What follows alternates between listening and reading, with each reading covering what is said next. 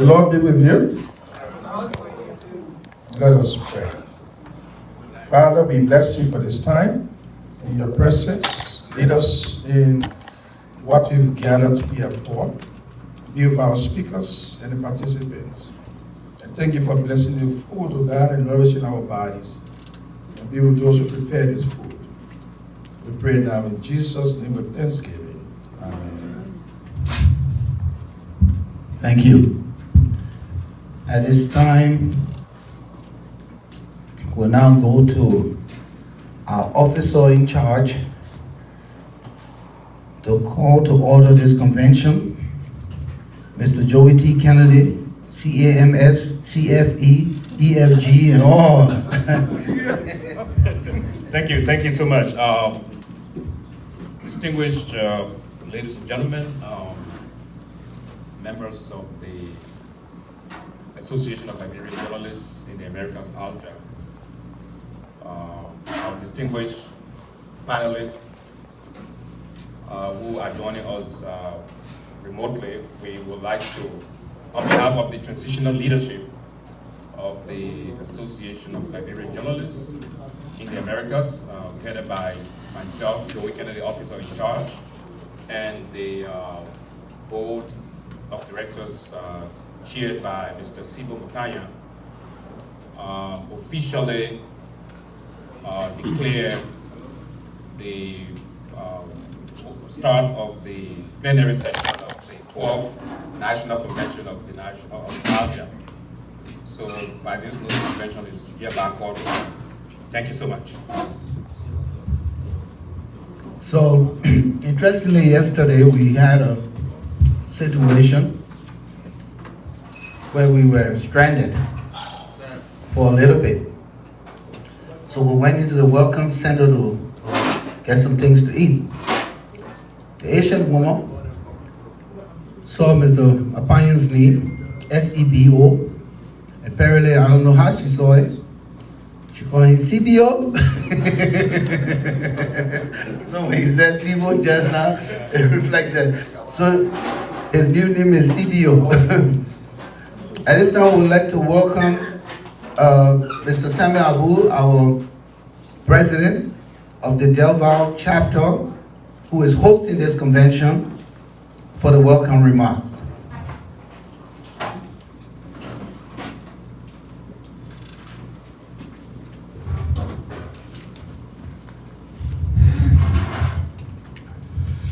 Good morning.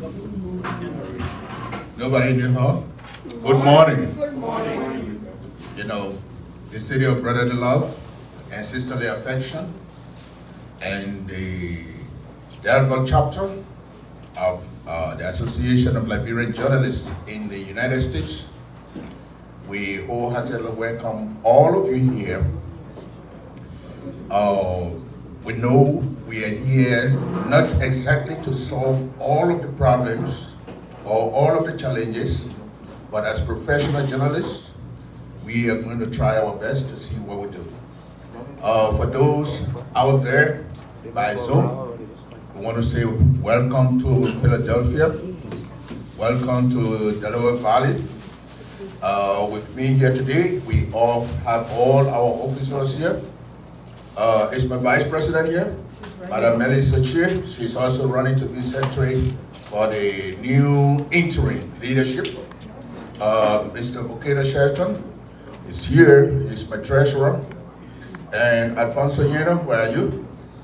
Right here, sir. Okay, Alfonso Yena is our secretary general. Fortunately for us, our chapter has several of the national officers, including Mr. Stanley McGill. Put your hand up, let it proceed. Thank you. And I also have the convention chairman, Cheche Blessing. Thank you for coming. You know, since ALJA came back, the Delaware Valley chapter has been a very strong hold. We have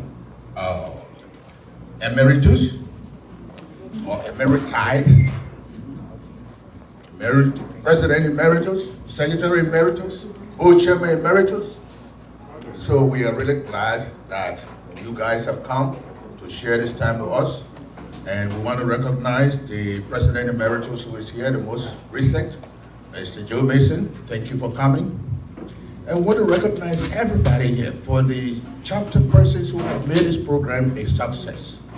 And we will endeavor that we all work without malice, without considering the challenges that we have, so that we'll work together to improve ALJA.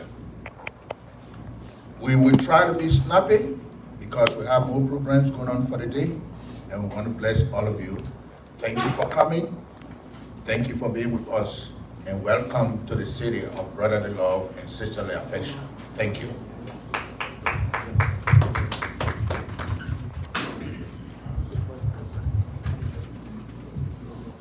We also want to recognize the presence of the former president of the PUL, who is here with us, gracing the occasion, Mr. Charles Coffey, and the delegation from Liberia, headed by Mr. Malcolm Joseph, Lady May, and my sweet sister right here. Just take it like before you be on camera.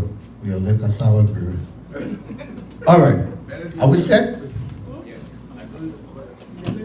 Oh, I'm sorry, Melody Kettle. Melody, you give her a direction? Yes, Oh, loudly, just for this convention. Oh, wow. Yes. Okay.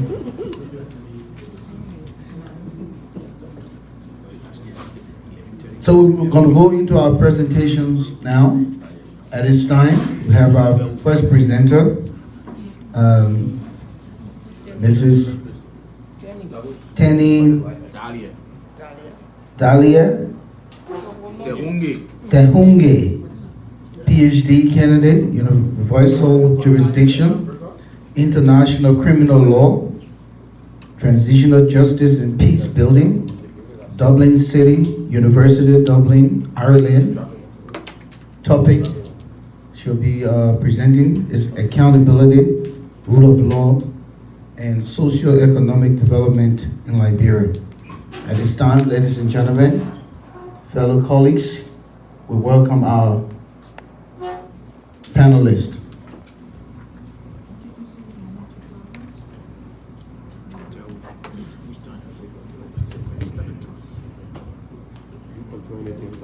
Hello, everyone. Hello, yeah, we can hear you. Can you hear me, please? Yes, go ahead. Yeah.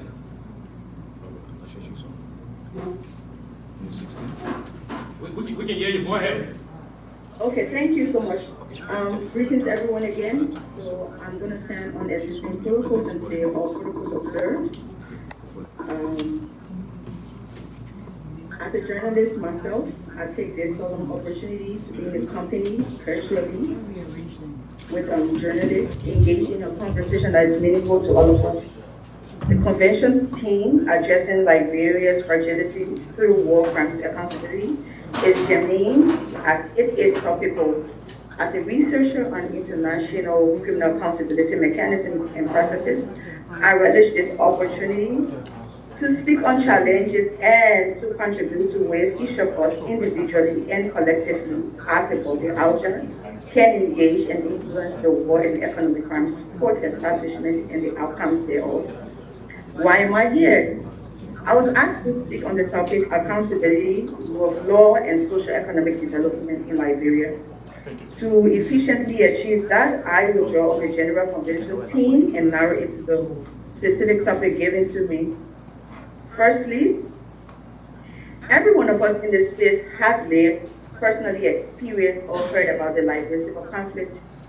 Our accounts of the conflict vary, yet an undeniable truth remains the suffering and loss of lives of Liberians over the 40 years of brutal civil war. For some, they still live with the visible and irreparable scars of the war years. We cannot afford to ignore the consequences of our history. The need for accountability, especially for war crimes, cannot be overstated. Criminal accountability is not just about justice. For those who have suffered, it is about breaking a circle of impunity that has allowed violence and corruption to persist in Liberia. It is about fostering long-term peace and stability in our beloved country. Liberia's fragile democracy depends on building a solid foundation of justice. A comprehensive transitional justice framework is essential, and at its core, it has to be war crimes court. Without such a mechanism, we risk leaving the wounds of the past festering, undermining our democracy and threatening our future stability. A war and economic crimes court will not only hold those responsible for the atrocities, but it will also signal to all Liberians that no one is above the law. Accountability mechanisms like war crimes court can strengthen our judiciary and democracy by promoting trust in the justice system. Trust in the rule of law is the bedrock of any democracy. When citizens know that their rights will be protected and that justice will be served, they are more likely to engage in political process, vote, have faith in their leaders. Without this trust, democracy becomes fragile and vulnerable to corruption and abuse. There are many examples of nations that have faced similar challenges and found a way to move forward. Take Sierra Leone, our neighbor, for instance. After a devastating civil war, the Special Court for Sierra Leone helped bring accountability for war crimes. It showed the people of Sierra Leone and the world that justice can be achieved, even in the face of overwhelming odds. Rwanda also offers a powerful example of a context-specific criminal accountability mechanism. Following the horrors of the 1994 genocide, Rwanda established the International Criminal Court for Rwanda in addition to a localized Kajaja courts. Those parallel legal processes helped restore a sense of justice, address impunity, and rebuild a nation shattered by violence. These precedents offer valuable lessons for Liberia. We can learn from them, but we must also tailor our approach to fit Liberia's unique social and political context. Justice is not a one-size-fits-all solution. It must reflect the needs and aspirations of the Liberian people. One of the most important reasons for establishing accountability processes is to deter future human rights abuses and prevent further conflicts.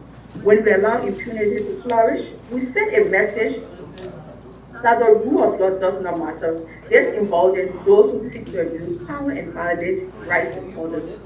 The War and Economic Crimes Court would send a clear message again: no one is above the law. It will help restore public trust in our state institutions, trust that has been severely eroded by years of abuse, corruption, violence, and impunity. We hope to build a stable and prosperous Liberia only when our people have confidence in these institutions that govern them. At the heart of any accountability process must also be the victims. Those who suffer the most during the Civil War deserve justice. Liberian women deserve justice. The men and the elderly deserve justice. And communities deserve justice. They deserve to have their voices heard and their pain acknowledged. Justice for victims of war crimes is not just about punishment for perpetrators. It is equally about healing the deep wounds the years of violence created in our society. It is about reconciliation and social cohesion. When victims see that justice is being served, it contributes to their own healing process and helps foster national reconciliation. This conversation on victim recognition and healing is not an abstract concept. It is real and a tangible need for many Liberians who lost their lives and for women and men who daily carry the physical and psychological trauma of war with them.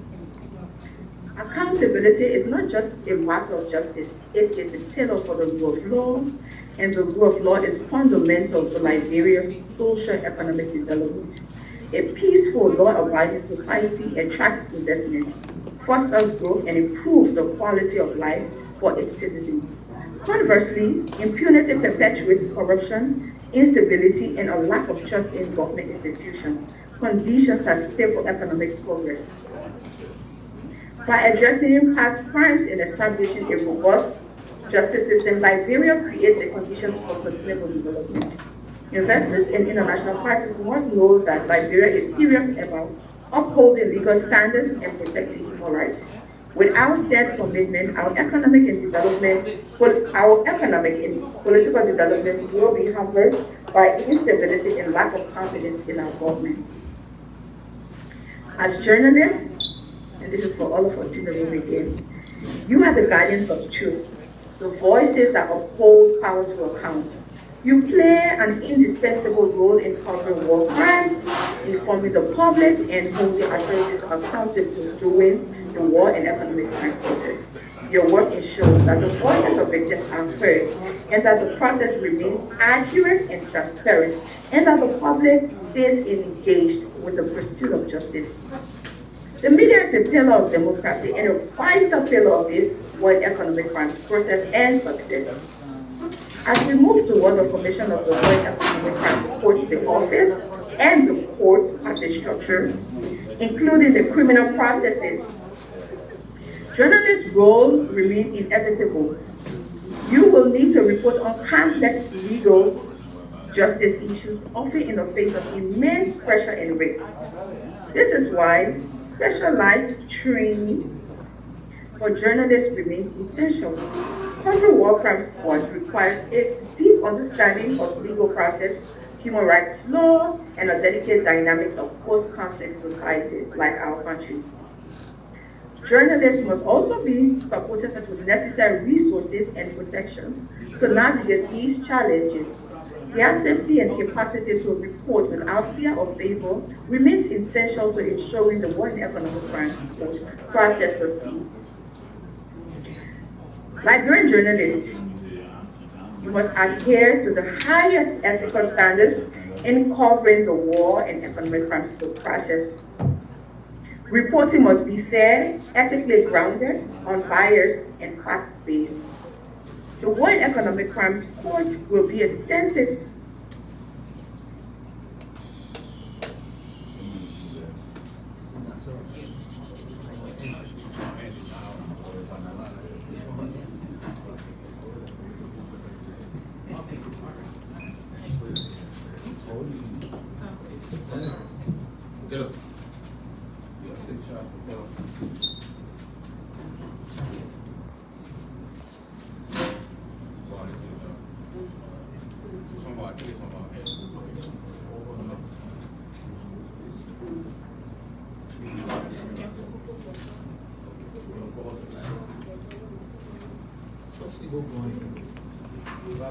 Take the microphones and camera.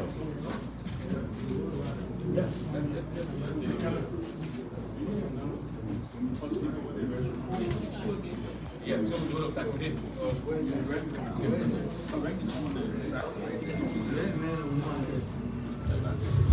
Hello?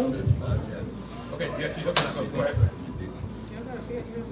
Go ahead, you good, you're back. Continue. In conclusion, I urge us all, journalists, civil society, government leaders, and the international community to come together in support of accountability. The establishment of a war and economic crime court is not just a matter of justice.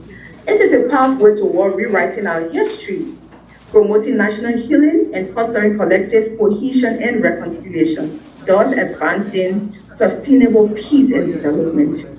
I will re-echo, as journalists, we must be at the forefront of this journey. With the right training, resources, and ethical standards, we can ensure that Liberia's journey towards justice and accountability is precedential and successful. Together, we can break the cycle of impunity, strengthen our democracy, and create a future of peace, stability, and prosperity for all. Thank you all. Questions, please.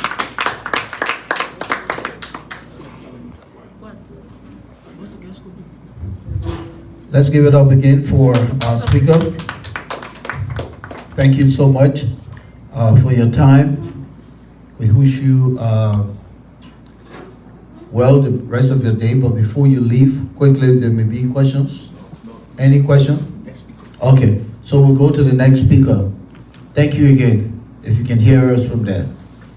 The next speaker.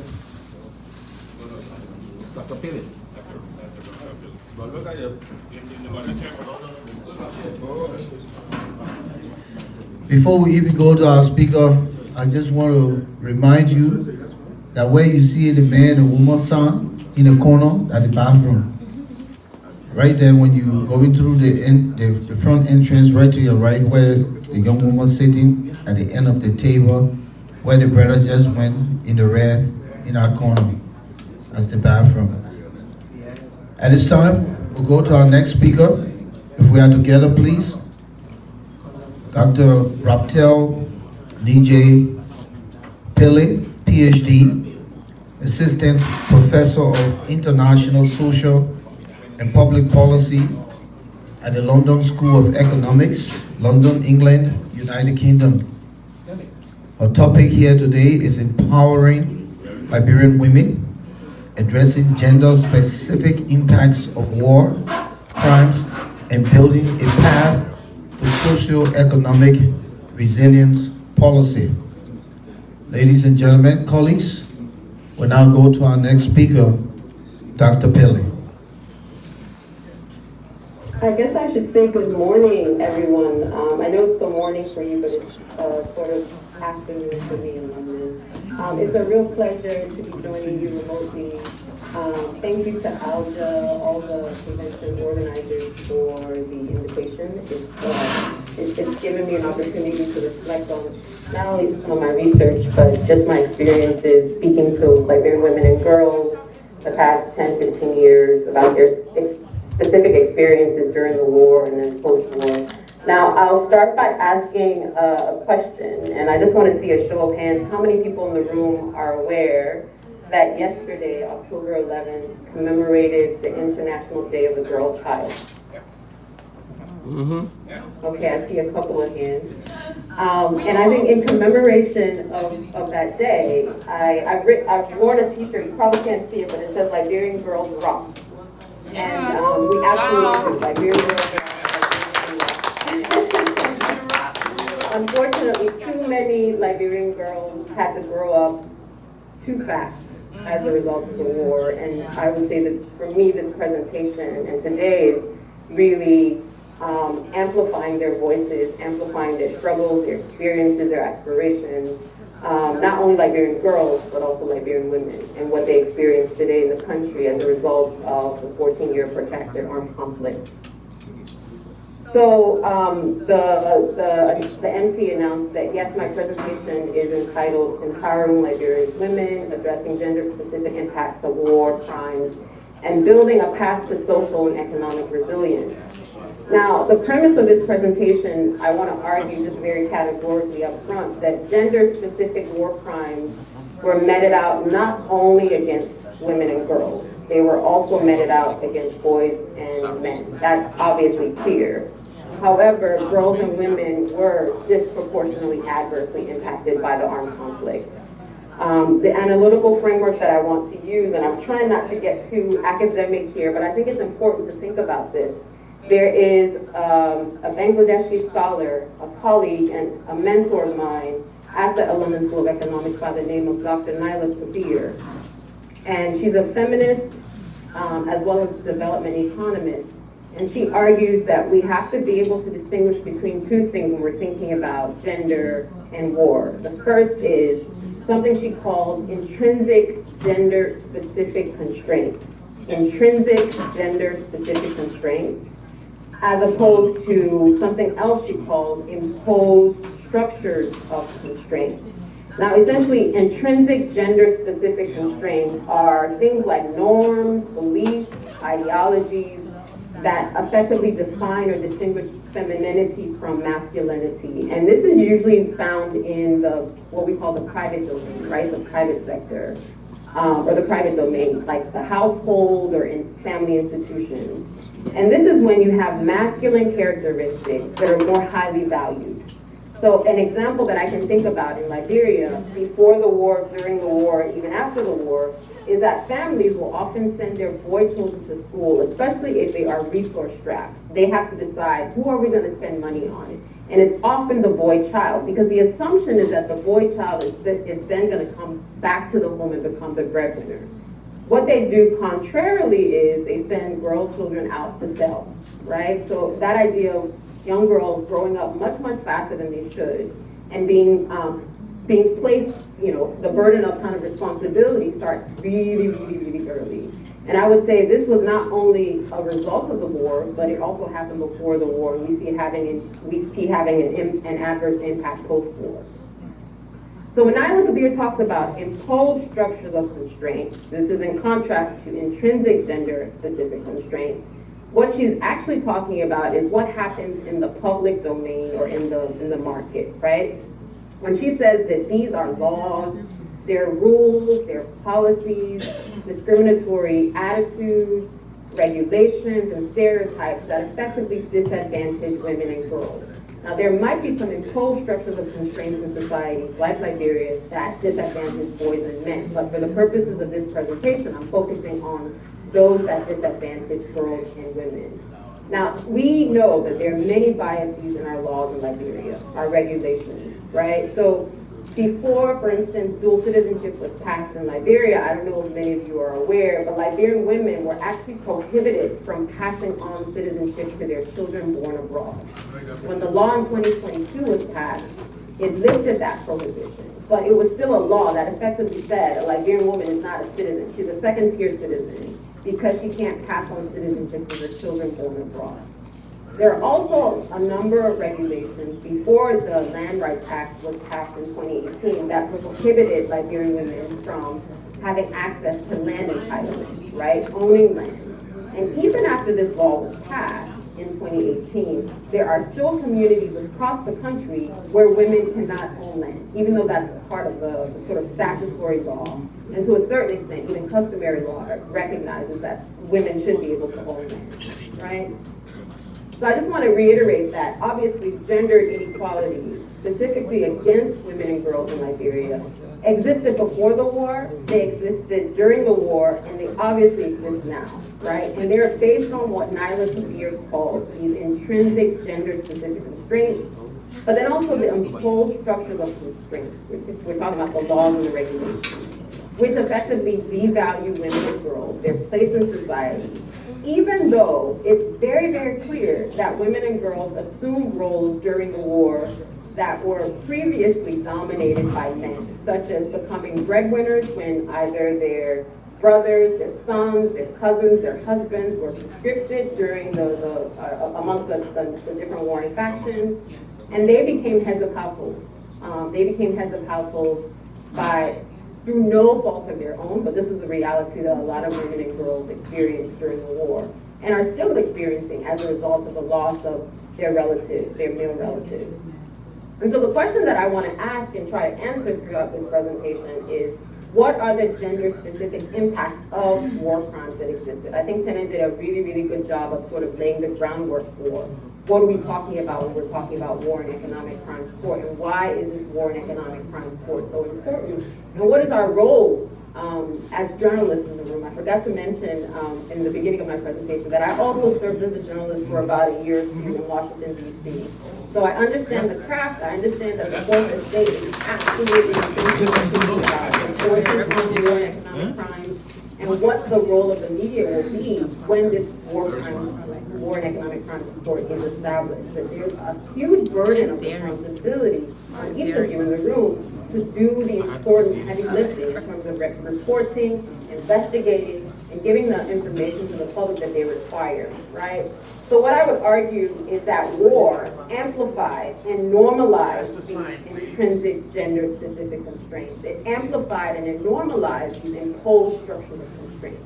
So we can talk about the fact that Liberian women and girls experience structural violence, they experience physical violence, and they experience sexual violence. When we're thinking about structural violence specifically, what has been the impact? And I would argue that there are institutions across the board in Liberia that are supposed to protect women and girls, right? They have not been protectors of women and girls. In many respects, they've actually become predators of women and girls. And they've enabled inequality and injustice. And I'm thinking specifically of institutions like organized religion, so the church, the mosque. I'm thinking about institutions of the state, such as the judiciary, such as the legislature, such as the military, such as the police. But there are also institutions like the family that have become predators and not protectors of women and girls. When we're thinking about physical violence that was meted out against women and girls and the sort of after effects and the consequences of that post-war, what have been the impacts? We've seen that domestic violence and even femicide, so the deliberate killing of women, the deliberate killing of girls in Liberia occurs with impunity.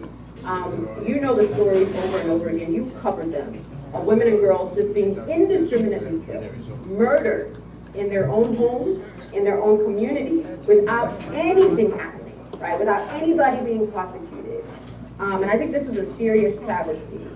The other thing I want to bring up is sexual violence that was meted out against women and girls during the war, and the kind of after effects of that, where rape, for instance, has become such a normalized weapon against women and girls, right? It's led to things like psychosocial trauma, it's led to things like fistula, teenage pregnancy, out of wedlock, children not being able to figure out who their fathers are. So for me, that has been sort of impact of the sort of sexual violence that we see that occurred during the war, and that still very much is part and parcel of the social milieu in Liberia. Now, I'm a scholar, but I'm also somebody who's very, very interested in policy solutions. And so I would say what I want to now lay out is what are some of the policy solutions that we can think about as people who are interested in policy, but also reporting policy, in response to structural violence against women and girls, in response to physical violence against women and girls, and in response to sexual violence against women and girls. What does that mean post-war? What does that mean within the context of the war and economic support? So there are three things that I kind of looked at in my own research, and this is based on a 2020 chapter in the Oxford Encyclopedia of African Politics that I wrote, and it's entitled Women, Equality, and Citizenship in Contemporary Africa. And although I focus on the entire continent, I'm going to zone in on what I think needs to obtain in Liberia as it relates to these specific responses to war crimes impact. So I believe fundamentally that in order to address gender-specific impacts on war crimes and actually build a path to social and economic resilience in Liberia, we have to ensure equality of access for women and girls to 3 R's. So the first R is rights. Right? So women and girls need to have equality of access, just like boys and men do in the country, to rights, basic rights. And I'm talking about reproductive rights, I'm talking about labor rights, I'm talking about customary rights. The list goes on and on and on. The second R is resources, right? So what does that mean? It means access to land. It means access to inheritance. It means access to capital. That's the second R. And then the third R is representation. So equality of access to representation, things like access to representation in elected office, access to representation in traditional governance, right? So how many women chiefs do we have in the country? How many women chiefs do we have in the 15 counties? And is their power, their authority respected amongst men, for instance? So those are the 3 R's, and I argue that in order for us to move and transcend beyond these war crimes, women have to have access to rights, they have to have access to resources, and they have to have access to representation. Now for me, the question that I kind of come back to is, then what would this look like in practice? In the socio-legal realm, in the economic realm, as well as in the political realm or domain. So I'll come up with a few different examples in these different domains, and then I'll open it up to see if anybody has any specific questions. So when we're thinking about the socio-legal reforms, this is really about rights, right? This idea of equality and access to rights. And it sort of manifests itself in socio-legal reforms. Now these reforms can be a number of different things. I argue that one of the reforms that I would like to see push forward in terms of policy solutions and policy reforms is strengthening the implementation of the anti-rape law. I mean, to give Liberia credit, we have a lot of really, really great regulations. We have a lot of really, really great laws that actually respond to structural violence, physical violence, and sexual violence against women and girls, but we don't implement them, right? So for me, it's really important to go back to that anti-rape law, which many of you may or may not know is one of the most progressive, detailed laws in the entire world, right? Our anti-rape law is so robust, but we rarely ever implement it, right? So for me, it would be strengthening the law, implementing it, We've also got something called equal rights of customary law. Again, a law that very few people even know about, but one that exists nonetheless. How do we strengthen that? How do we implement it? How do we put it in the public domain? And I would argue that you as journalists have a responsibility to talk about these laws, to talk about why is it that they're not being implemented, right?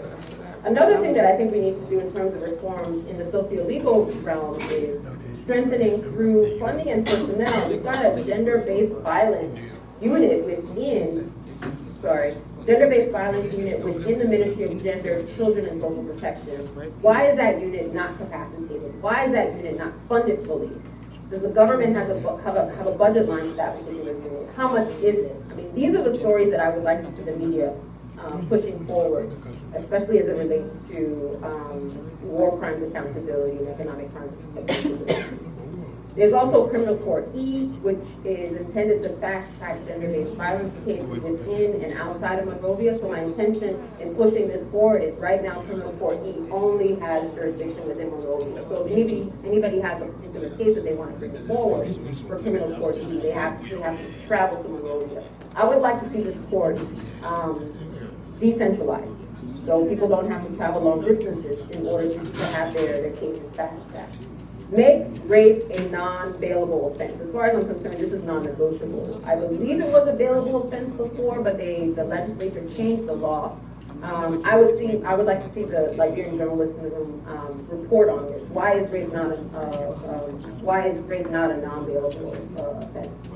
And then last but certainly not least, within the socio-legal realm, we're thinking about family laws within Liberia that I think are absolutely discriminatory against women and girls. So there are no penalties, for instance, against delinquent fathers who do not support their children. I would like to see a system of child support instituted in Liberia, so mechanisms around forcing men to pay child support. I would also like to see in cases of divorce that women should always be, as far as I'm concerned, designated the primary parent and the primary sort of custodian of taking care of children, right? Unless it's proven in court that the woman is unfit or the mother is unfit to take care of her child. So that's socio-legal reforms that I would like to see in terms of responding to these gender-specific impacts of war crimes. The second realm I think is really important is economic reforms, and this is specifically related to this idea of equality of access to resources for women and girls. I would like to see, and I think this is something that can actually occur and can actually be implemented, is strengthening the implementation of the Land Rights Act of 2018. Again, one of the most progressive laws that we've passed, at least in my time, looking at these different issues. So this act, Land Rights Act, was passed in 2018. Very few elements of it, especially the customary elements of it, have actually been implemented. So as far as I'm concerned, land is a resource that women and girls have to have control and access over, and this for me is an important resource. I think the other thing that when we're thinking about resources or economic reforms, it's also important to strengthen the implementation of the National Girls Education Policy. I don't know if anybody in the room is familiar with that, but we do have a National Girls Education Policy that says parents are not supposed to send their girls out to sell. They should be in school, especially because we have primary compulsory education, right?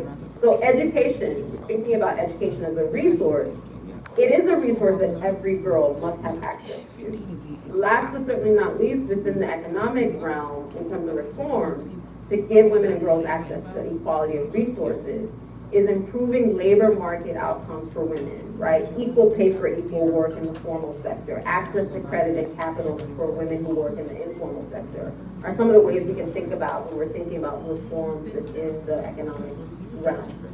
Last but certainly not least, in terms of quality of access to representation within the political realm, a number of different reforms can be pushed forward, and I would like to see Liberian journalists talk about this, report on this, investigate this, publish stories about these kinds of reforms. So appointing more progressive female superintendents, for instance, because when you see women in positions of power and decision making, obviously these women who are particularly inclined to think about women's issues and girls' issues from a feminist kind of lens, things tend to change in terms of laws, rules, regulations, norms, and beliefs. So if you're thinking about increasing representation and not just sort of symbolic representation, but substantive representation, You're thinking about institutions like this, female superintendents, getting more cabinet officials who are women, getting more judges who are women, getting more police officers who are women, right? Getting more military personnel who are women, especially these women who have a particular feminist orientation, because the way they think about gender issues can be fundamentally different from women who don't have a particular feminist kind of orientation. I think another thing that's really important in terms of political representation, political reforms, in response to the gendered impacts of war crimes, is looking at our electoral laws, right? And encouraging representation in the legislature. So elected office is really important. I don't know if many of you are aware that our electoral law, I think, was reformed right before the 2023 elections.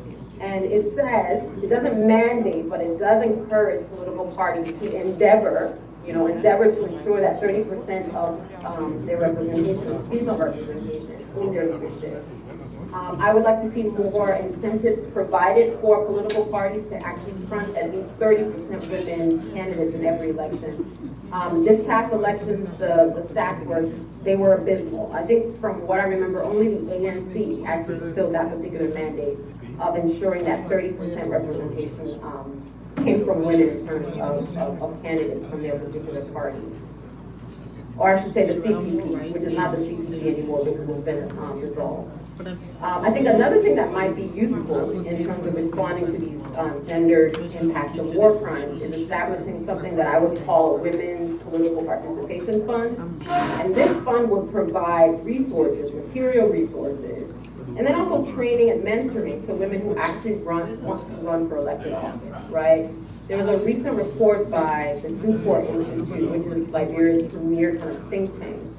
And this report shows that electioneering, so the ability to run for public office and campaign, is dominated by politically connected and or wealthy men, right? Many of whom have gained wealth from the spoils of war, that they have participated in war crimes, they have participated in economic crimes, and they've used these resources from the spoils of war to then become political entrepreneurs, right? So to run campaigns, to campaign themselves, and to also assume political elected office, which is a direct disadvantage for women who didn't benefit from the spoils of war. So I think in terms of political reforms, that's one of the things we can think about. And then last but certainly not least, I think really, really importantly, is how many Liberian women will be represented as judges for the War and Economic Crimes Court, right?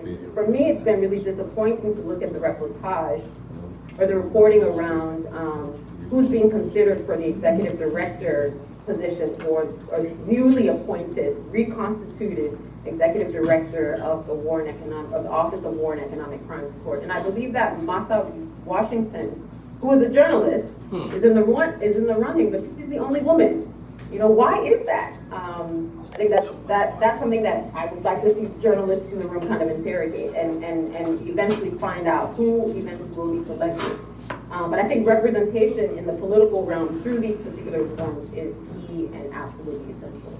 So I'll end there because I know my time is about to run out, but if there are any questions, please do feel free to ask.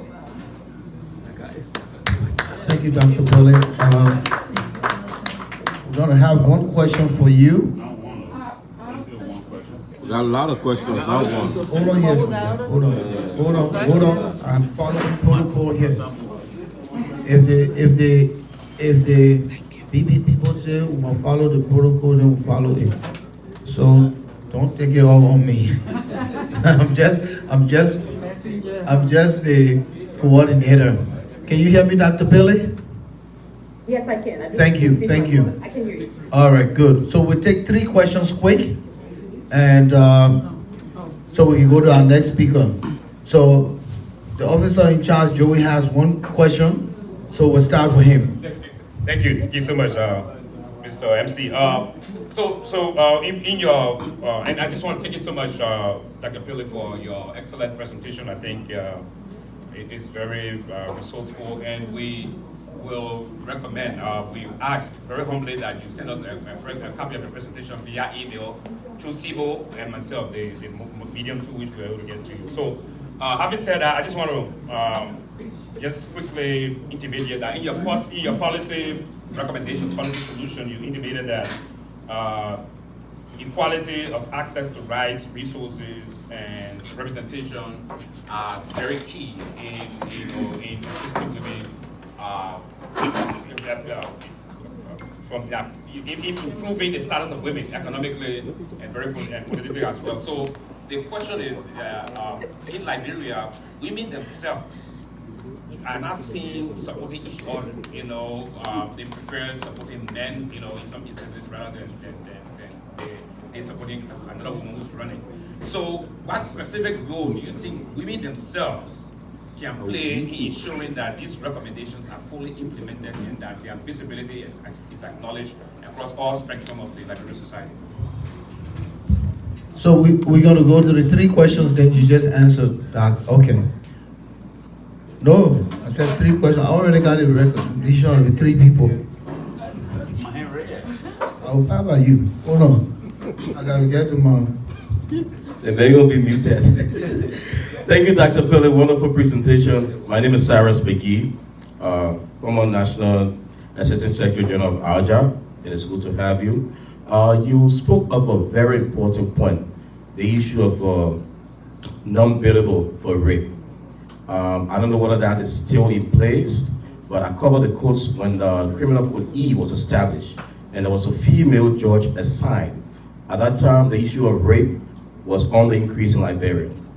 And the Liberian setting will have the tendency of, I put him in jail, it's okay. And when that code was open, 90% or more of males that appeared before that judge went to jail without bail. And later, just to know that some of those cases, people were lied on, and the rest of that. What do you think about that? If that is in place, what should be done? Especially with people who would just put those crimes on people, they go to jail, they don't get bail. After months or years there, they come before a judge and acquitted because there's no proof. Thank you. Okay. I said 3. So we'll just give one lady the opportunity. 2 men already asked. Thank you so much for the opportunity. And good morning, Dr. Pele. This is Vanetta Johnson Freeman. I encounter you I know when you were at LMC, but then recently at the University of Liberia, when you had your seminar for your book, that's the dual citizenship with the IBB students. And it's good listening to you again. And you mentioned a couple of crimes and that women are victims of, which of course we see them happen every day. But my concern is, I know we're talking about the establishment of war and economic crimes code and how that is going to help with our justice system. But most of the crimes you talk about, yes, they may be related to the war, but we have courts presently that are handling those crimes. You talk about the Criminal Code E, you talk about other crimes as it relates to murder or whatever that is happening in Liberia. My thinking is, do we believe, or do you believe that the establishment of the War and Economic Crimes Code is in any way going to help minimize these crimes against women, since we already have codes that are taking care of those crimes? What greater significance would the establishment of the War and Economic Crimes Code have on these crimes against women? Thank you. All right, Dr. Pele, before I be held in contempt, I would like to go to the last person, and he is the one running all of the gadgets here. So if I didn't do it, he will cut you off. He threatened me, all right? Oh, really? You're taking me All right. No, boy, not fair. This is the current national assistance. I mean, you spoke very fluently on the issue of gender, on the issue of the war and economic arms. But I mean, I just want to really find out. For me, I work in the international community for the 8 years. I have not that international exposure when it comes to war crimes, when it comes to truth and reconciliation. So my question is pretty much going to be like that of the one that was just sent by my colleague Vanessa, because for me personally, I don't think that there is a need for a war crime court in a society where the peace and reconciliation is actually progressing. So there's a difference between war and economic crime courts and a truth and reconciliation. So I want to know your personal perspective on the war and economic crime court. Which one you think Liberia deserves right now? All right, Dr. Pello, we'll go back to you now so you can answer those questions. Thank you. Well, I would be remiss if I didn't acknowledge and all the important research that she's been conducting, and I'm looking forward to reading her PhD thesis when it's written and published. So I want to bring her into the discussion, but I'm also cognizant of the fact that I have to sign off in 7 minutes. So Tenet, if it's okay with you, I want to leave some of those questions about what's the significance of the war and economic crimes for you to answer, if that's all right, because I think you have so much rich material, you have so much rich knowledge, you have so much rich experience that I think people need to hear from you. And they were just warming up when they were listening to you. I think when I started talking, then the food had digested a little bit, so they had more questions afterwards. But I think you need to come into the conversation, because I mean, you are the expert, par excellence, and I want to acknowledge that and amplify that really, really important, right? Talk about female solidarity. So I hope that's okay with you, Senator. That's no problem. I'll answer the questions that I think I can answer pretty quickly. So the first is non-bailable offense. I think your point is well taken. I forgot who asked the question. What happens when people are accused and they actually haven't committed the crime? I think the reason why that non-bailable offense issue came to the fore was because there was a point in time in Liberia, and I think it was a time that I even lived in the country, where, I mean, rape cases were so rampant, like exponentially, right? And it wasn't just women who were being raped, it was babies, children, little girls who were getting raped, right? And some of them were murdered afterwards. So I think the kind of immediate kind of knee-jerk response was, okay, because we have so many cases coming up, how do we make it in such a way that there's a deterrent? There's a very strong message that rape is something that we will not tolerate in this society, that it is unacceptable. Even though we have an anti-rape law, there has to be something, right? Some sort of mediation method. And so I think having it as a non-bailable offense would only work if that criminal court functioned in the way that it should, right? It's supposed to be a fast track court, in which case people are not supposed to be languishing in jail. So if you are accused of rape and it's an egregious, form of rape, so a child, for instance, I would say then we need to institute this non-bailable offense law. I think one of the legislators scrapped that, so it's no longer a non-bailable offense, but I think we need to go back to that discussion and figure out how do we make it a non-bailable offense in certain egregious cases. And I think that there are some cases that we can say, if you rape a child, if you're accused of raping a child, yes, you shouldn't be able to get bail, right? And if your case is brought forward to criminal court E, it should be fast-tracked, right? So if criminal court E is functioning in the way that it should, that it was mandated to function, then people won't be languishing in jail, especially if you have a non-bailable offense law on the books. So that's how I would, if I were the policymaker making these decisions and implementing it, that's how I would do it. I would make sure that court is financed, that it has sufficient resources, that it has enough investigators, that it has enough, everything that a court requires, I would make sure that that court is capacitated in the way that it needs to, so that it actually is a fast track court. In terms of some women not supporting women, I mean, that's the case everywhere, right? Like, you have patriarchy. So a lot of women will feed into the patriarchy, they will believe the patriarchy, they will believe fundamentally in these imposed constraints, structures of constraints that Natalie Beer talked about. Women are not immune to participating in their own exploitation, you know? And these ideas, these norms, these beliefs are very, very much ingrained in women's psyches, just as they are very much ingrained in a lot of men's psyches. And that's societal, something that we have to address as a society to figure out how do we completely stamp out patriarchy. That's the only way that's going to change that. But I think your point is well taken. How do we encourage other women to support each other?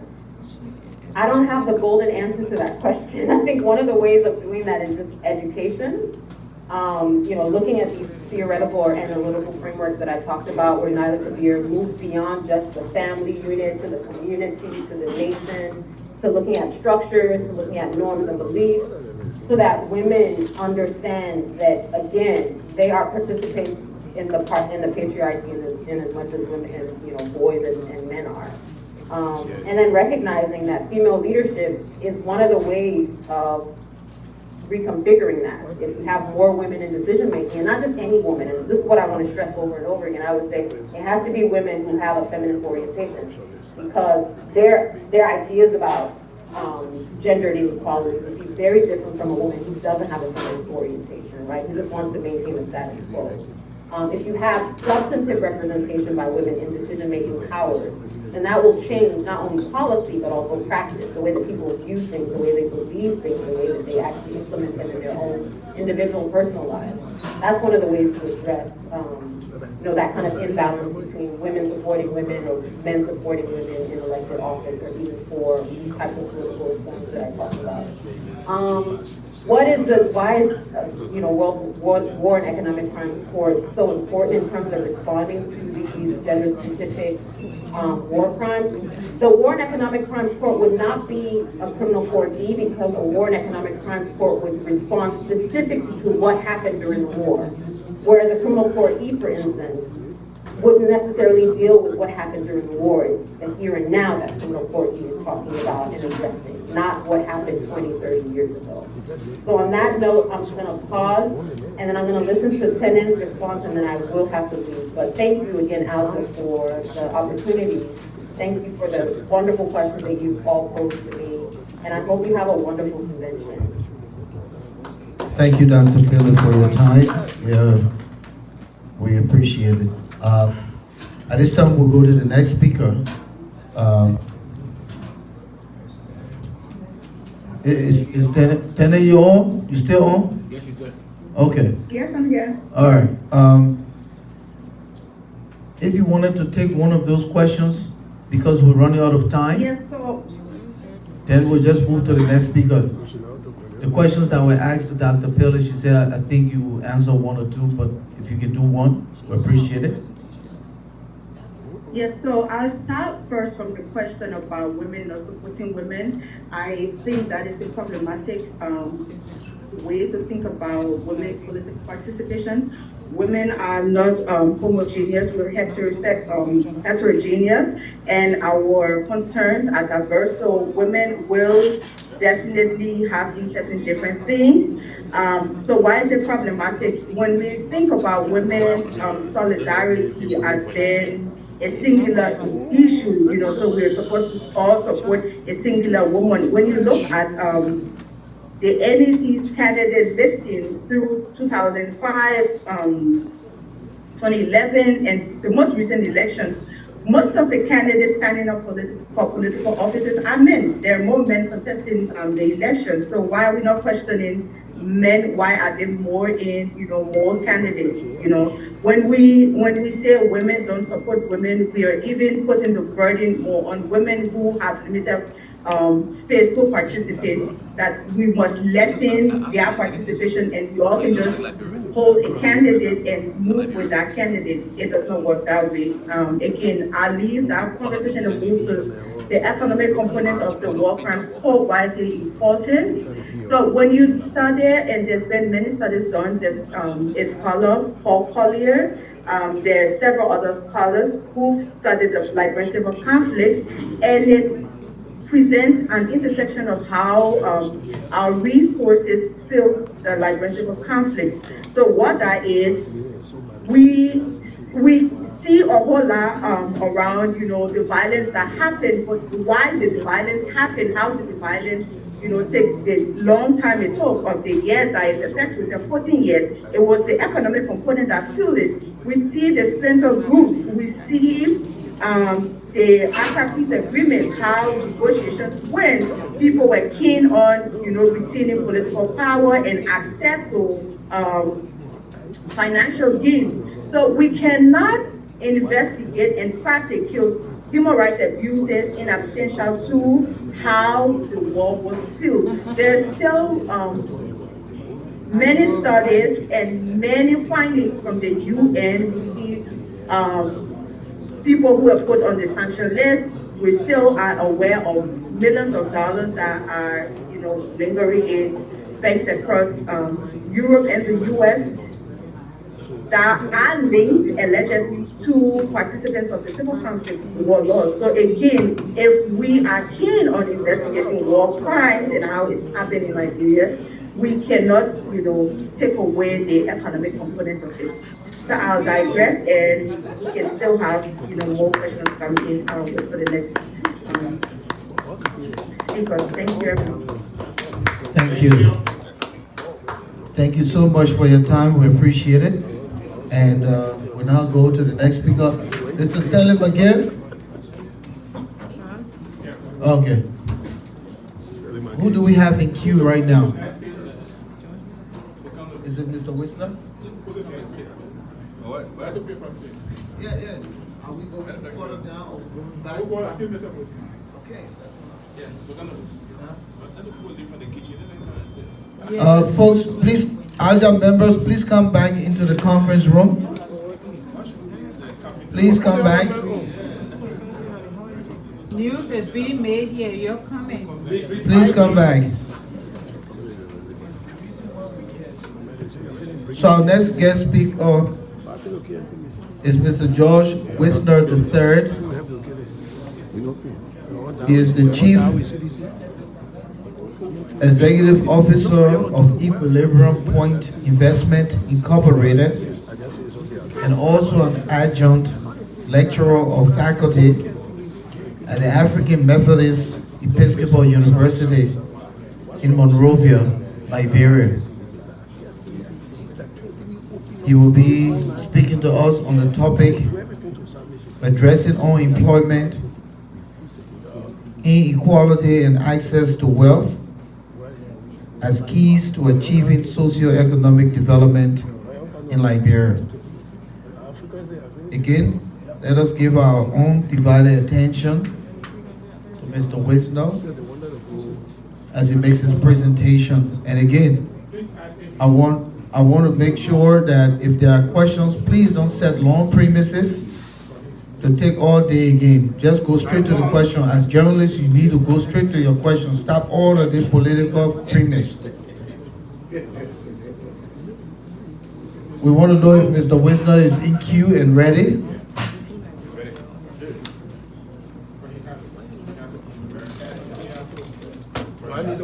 Can you acknowledge? Is he there? Okay, so there's no.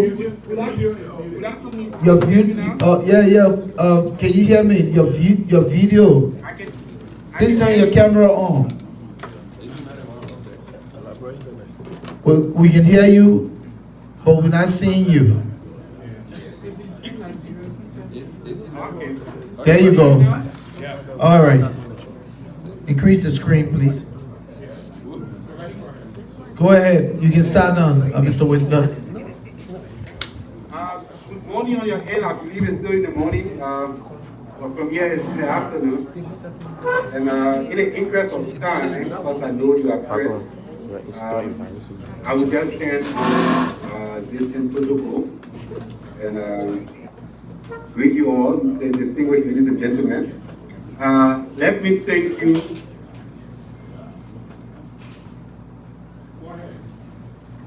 Let me thank you for inviting me to speak at your convention. The previous speakers have already laid the stage, and so I will just go into it. The topic that you have assigned is a very interesting topic. Liberia's struggle for economic and social justice, or for social economic advancement, is one that is perhaps as old as the Republic, and as yet still urgently needed. Poverty, inequality, exclusion, marginalization, and outright economic degradation are ever-present evils that have bedeviled our nation. It has dominated every political economic debate and undermined our quest for nation building and development since the foundation of the Liberian state. Time and again, including through internal wars, public dissents, mass dislocation of people, and lofty promises of political leaders, we have continued to experience shocking failures by the state to adequately address these maladies, leading more and more Liberians to distrust and increasingly become cynical. The issue before our conscience and the conscience of the nation is not whether we need change. The question really is, why can't we change? Why have we continuously known what is right and we enable our development, but have repeatedly chosen to do what is wrong, which has sometimes led to the collapse of the state? Over and again, we have heard pronouncements of new republics, dawn of new era, only to repeat and measure progress or lack thereof by the old republic or previous dawns. Over and again, we have heard soon oaths to uphold, protect, and defend the Constitution, only to resort to more egregious violations and disregard for the Liberian Constitution. Over and again, we have heard and seen political activists, some of you know them, they become national actors only to abandon the causes for their so-called activism and measure their own and administration's success by those they criticize, if not removed from power. As a matter of full disclosure, before I go forward, I am a card-carrying member of the ruling Unity Party. I must also say that the focus of your convening, and as our checkered history has shown, it is not the failure of political party that is responsible for Liberia's predicament as it is the failure of the state. If it were the failure of political parties, corruption would have ended on the bloody beaches of the Berkeley Training Center in 1980, when the ruling class was overthrown, our president was slain, and the government militarily ended. Suffice to say, though, ruling parties share in the failures of a nation entrusted to its care on account of promises it has made to the people. Therefore, ruling parties have a duty to which its standard bearer and elected president swore on its behalf to build a nation rather than to seek to only enroll all citizens into its membership, while also denying equality of opportunities to all citizens. This is not just ironic, but obviously against democratic precepts and specifically against the Liberian Constitution, by which the ruling party swore to govern. A political scientist, Richard Joseph, may have come close to describing Liberia's challenge to inclusive development, socioeconomic equality, and flourishing democratic governance when he coined the term pre-vandalism. This term seeks to explain the process of exploitation of political offices by office holders and how it became legitimated as long as the exploiter was able to satisfy the sexual interests of some social and political actors in society. But we have seen that over time, pre-vandalism will backfire, and often it has, with devastating consequences for our country. A long and bloody resistance to the state by citizens of Liberia residing between the mouth of the Cestos River and Kipamas, especially between 1890 through the 1930s, is irrefutable evidence that this lopsided and exclusionary approach to national development does not work. The struggles of the citizens at the time were instigated by decades of unresolved grievances about unequal access to economic wealth of the state, political exclusion from participation in the governance of the state, and downright abuse of power by corrupt state officials.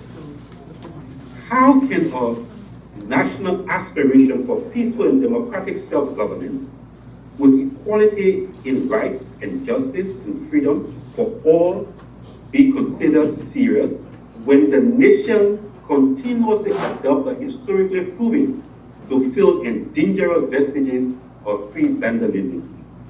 As far back as 1930, we saw pre-vandalism lead to the infamous Sastan War, which was led by Chief Dwight Lyman, inevitably caused by years of exclusion and neglect of the southeast of the country.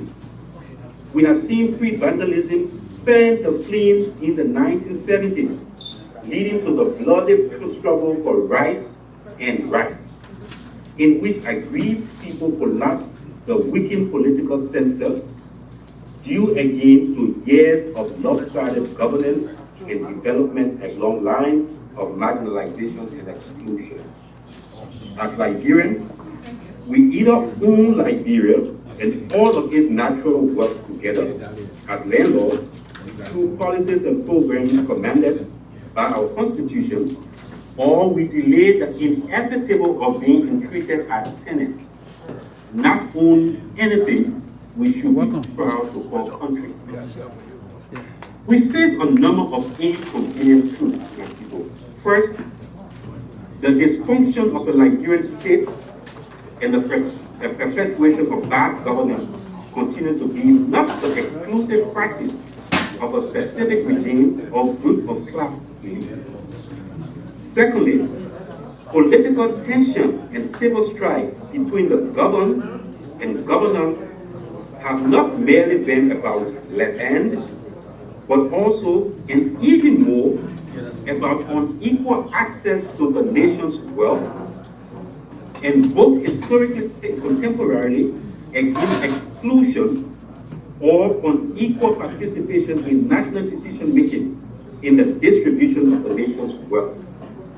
Thirdly, failure to address poverty, inequality, and equality in access to opportunity has and will continue to have serious repercussions for social cohesion and inclusive economic development, all of which are ultra necessary to sustainable peace.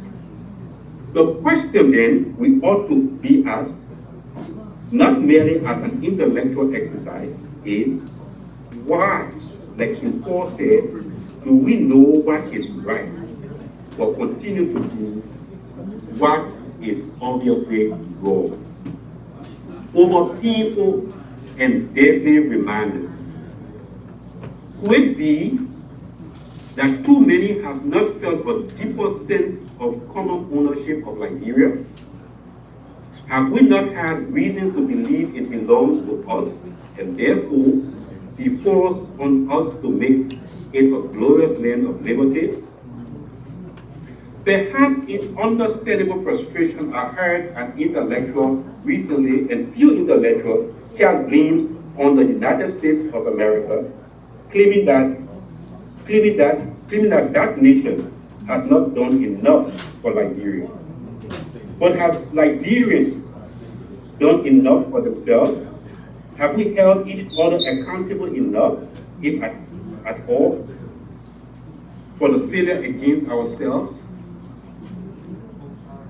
The reality is that we are running out of those to blame because there actually is enough blame to go around.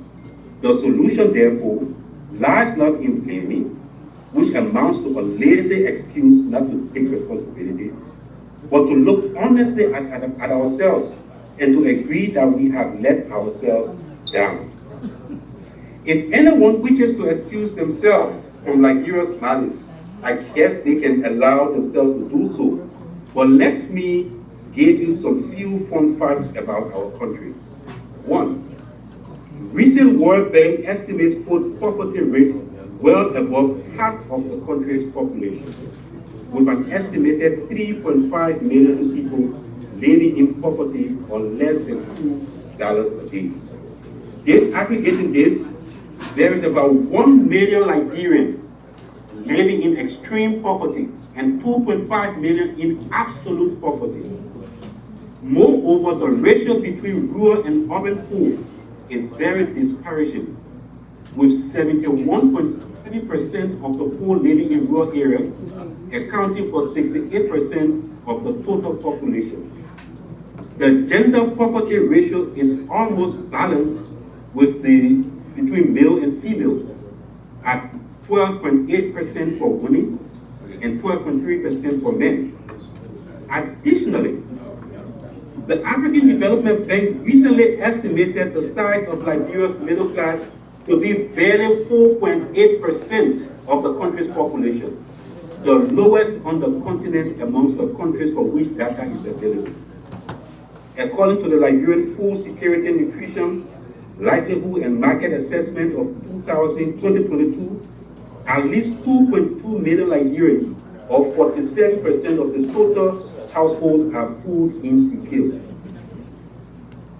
Liberia also has a score of 32.4 on the hunger index, global hunger index, ranking our country 110th out of 116 countries on hunger conditions.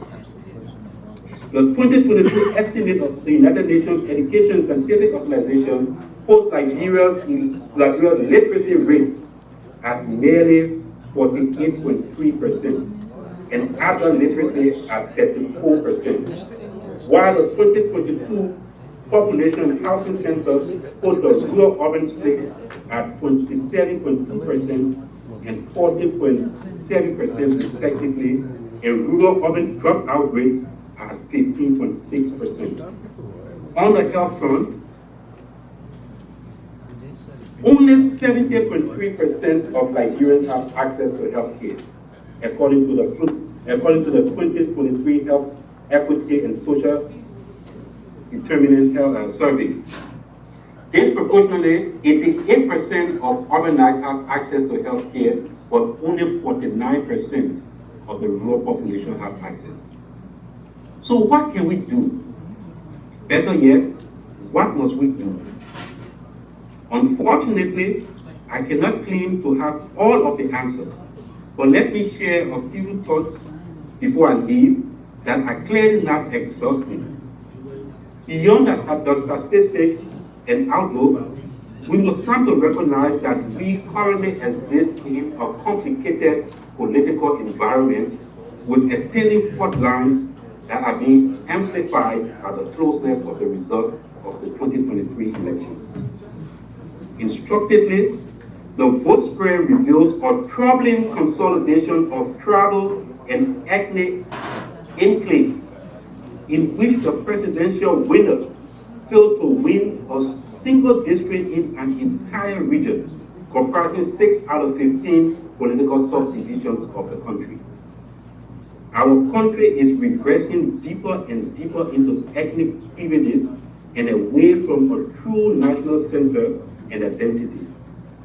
We are becoming craftsmen and women more than we desire to become citizens. This has not happened overnight. For wholly selfish political benefits, we deepen our tribal divides and heritage. Congo versus country, native versus settlers. And now we have worsened the divide so that it becomes Congo versus Congo and native versus native. This is evidence, as if needed to, that tribal divides never get better for anyone, let alone any nation.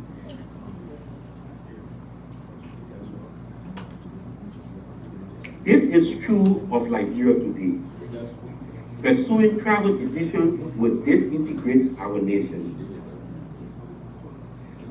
A great place to start to improve the quality of education and the teaching of civics in our schools, especially at primary and secondary levels. Forgive me, I'm skipping. I have already emailed the speech, this presentation to SIBO, to Kennedy, and also to Jacqueline. So I'm just skipping as I go through in the interest of time. Ladies and gentlemen, we must not settle for mediocrity. It is simply not good enough. We must strive for excellence and the best quality from our leaders. This is why leaders must be bolder with their vision and, importantly, act in fulfillment of such bold visions. For far too long, our leaders have settled on repeating the past in spite of its stalking consequences. Repeating the past has never been bold. In fact, it has been argued that repeating the past is cowardly because it fears new solutions and ideas for different future. Left-wing or political scholars observe that every stage in the development process requires that critical actions have to be taken and decisions have to be made that affect the utilization and distribution of resources in innovative ways in anticipation of the inevitable conflict that is generated from expectations of winners and losers. It must become nationally reprehensible that leaders will continue to act in judgment of their failures against a measure of the failings of previous regimes that they were elected to replace. We must set new standards of measure for our stewardship and leadership, taking responsibility for what we do and don't do. This is real leadership. Setting new goals, meeting higher standards, and accepting nothing less. Finally, fellow compatriots, ALJA members, how much has ALJA done? And how much is it willing to do for social justice and equality in Liberia? Talking about Liberia's problem, even in verbose and flowery prose and topics, can never be enough. I would even argue that ALJA cannot be deemed to be strong when the media landscape in Liberia is weak. The watchdog cannot fall asleep or chose to back after the rogue leaves. A robust press is sine qua non to Liberia's democracy and socio-economic development. But a robust press means an educated press. Admittedly, we have seen a mushroom of media houses and outlets, including across communities and online. But this has not kept pace with the need for proper journalism. ALJA, can you help here? I encourage you to find ways to do so. ALJA must become ALJA CL, Association of Liberian Journalists in America contributing to Liberia. Again, Liberia is our shared responsibility to develop. Equity, democracy, social justice, inclusive development are all our charge. We have a duty to insist on the state machinery doing its part in leading the way for each and every one of us. Gentlemen, in the interest of time, as I said again, I have a lot to say. And I will give you. God bless you, and the Lord stay with you. You gotta stay. We got 2 questions for you. 2 questions.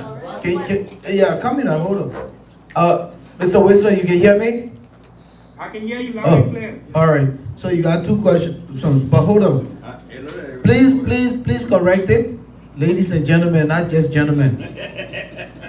Your closing statement, ladies and you said gentlemen, so please correct it.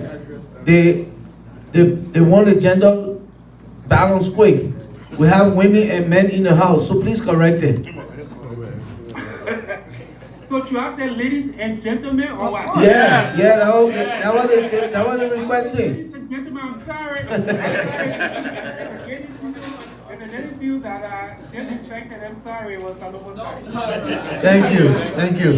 Listen, hold on. Everybody can ask questions here again today. Let's stop anything here. We gotta go from here. I'm only taking 2 questions according to the OIC. Powerful OIC.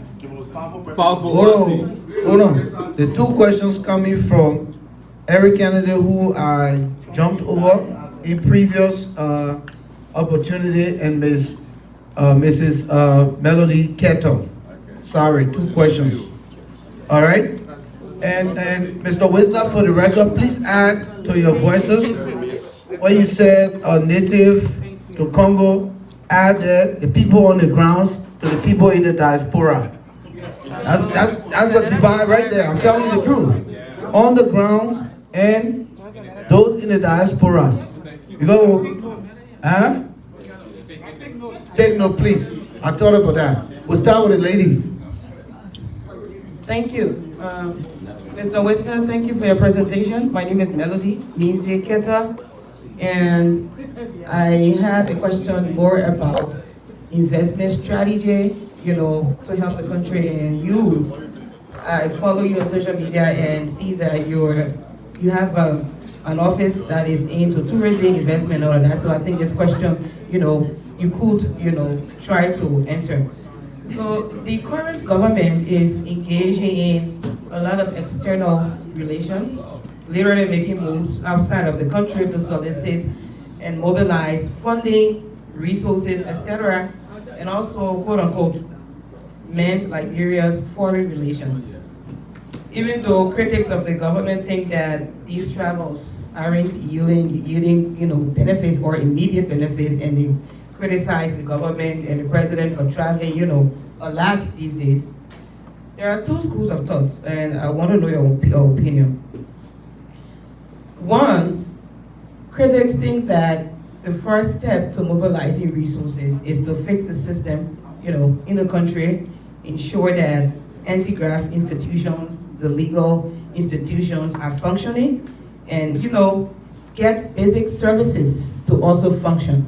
That way, they think that automatically investors and partners will want to come to the country to be able to invest once the systems are strengthened and people feel their rights, are not tempo wave, and basic social services are running. That's one school of thought. Another school of thought is that the government should do a massive, resource solicitation from external partners, go outside, meet people, mend foreign relationships, and which is what I personally think is happening right now with a lot of travels, the government, extending their hands outside. What do you think is, a priority, from the both schools of thoughts? First of all, fix the systems back home, make sure everything is working, get basic social services to function, or the trajectory the government is on currently, go around, mobilize resources. Your partners are not sure if they get this money into your hand, if is going to be, for the right purposes. I just want to know what is your opinion on that. What do you think is the priority right now that can make the system to work for everyone back home? Thank you very much. Hold. Take the last one quick. All right. So you know what happened here? I can't leave my issues room, man. Or the man now look at me all kind of way. So he will ask right after you. Let's make it short now, please. Hey, Comrade George, how you doing? Eric Kennedy here. Okay, Eric, how you doing? I'm doing good. Why do you think that the establishment of the War and Economic Crimes Court in Liberia has eluded us for more than 2 decades since the end of our civil crisis? And what is the status of the efforts you were part of in Washington, D.C. For the court to be established in Liberia? Thank you. Thanks, Eric. Thank you very much. Please be very brief. Mr. Wisdom, mine is not a question. I just want to express gratitude to you. As I listened to you, you mustered the courage to better underscore the role of ALJA in championing the cause of the media in Liberia. It is true that there are significant challenges, there are a lot of ethical transgression in Liberia, and ALJA as an institution should be able to play a critical role in helping to address some of these issues. Over the years, we have and continue to mobilize resources, and I'm sure our leadership will consider your proposal. I'm just happy that you were able to recognize our role in championing the cause of the media in Liberia. Thank you so much. All right. Since he just made a statement, let me just go to Jensen quick, and that will be the last one. Thank you so much, Mr. Wisdom. Thank you for your presentation. I have a short question here. You underscore the problem affecting most of our people in Liberia. And you said most of our Liberians are living on $2 per day. If I'm correct, who should take responsibility for Liberia's current situation? Should we blame Charles Taylor and the organizers of the Civil War? Should Ellen Johnson Sirleaf take responsibility of it? Should it be George Weah or should it be Walker? Thank you.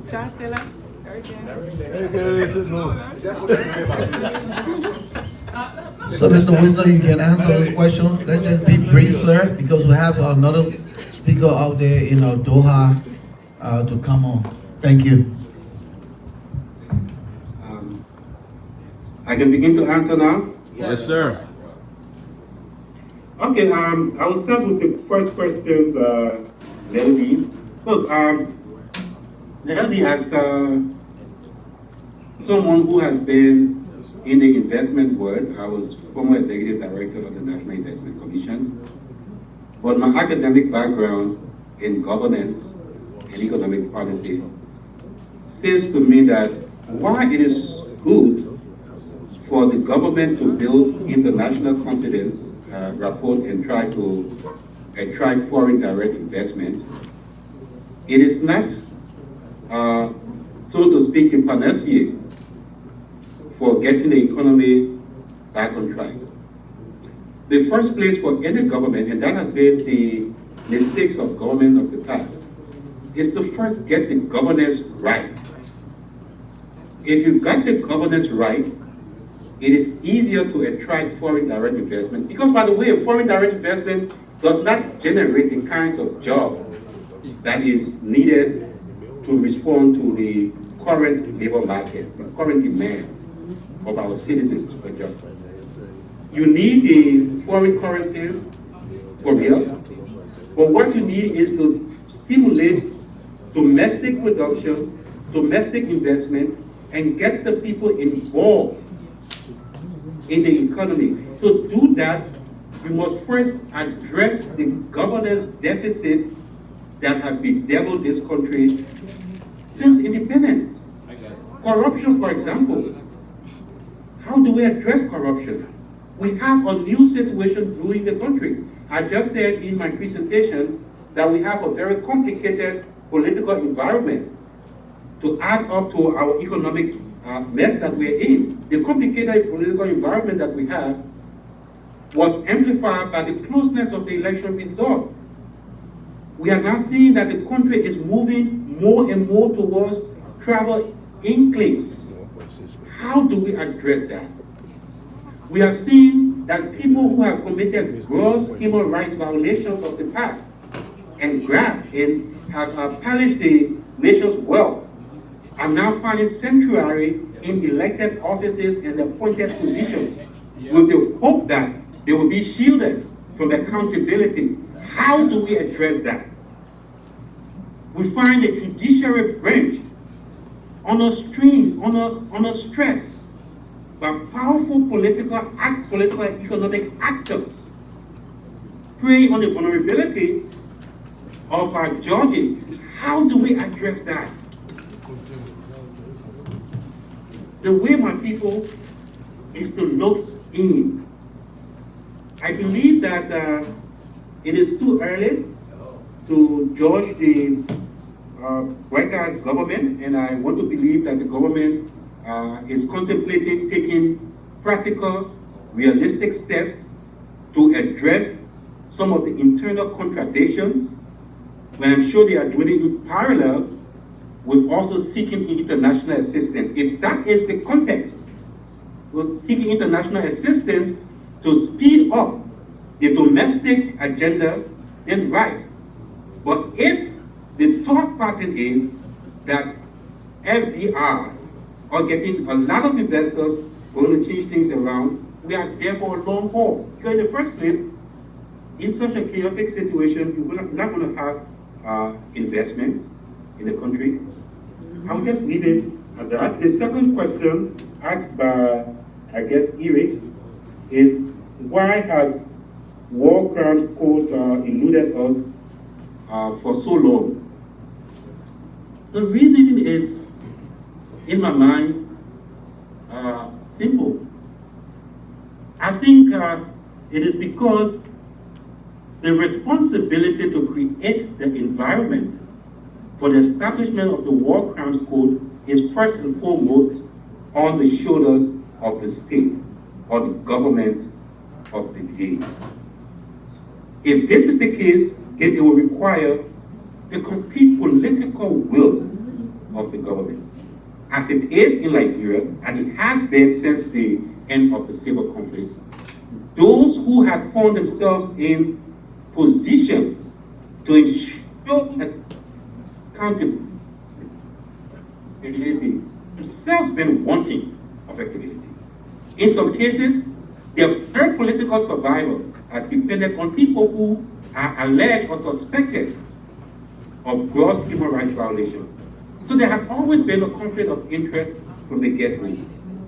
Suffice it to say, even contemporary right now, while the government has taken bold steps in announcing an office for the creation of the War Crimes Code,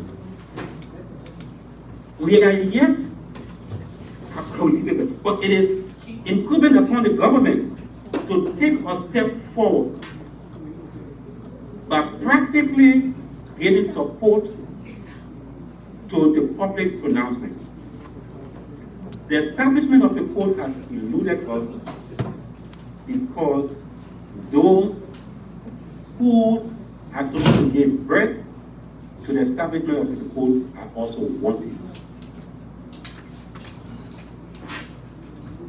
Who should take responsibility for Liberia's economic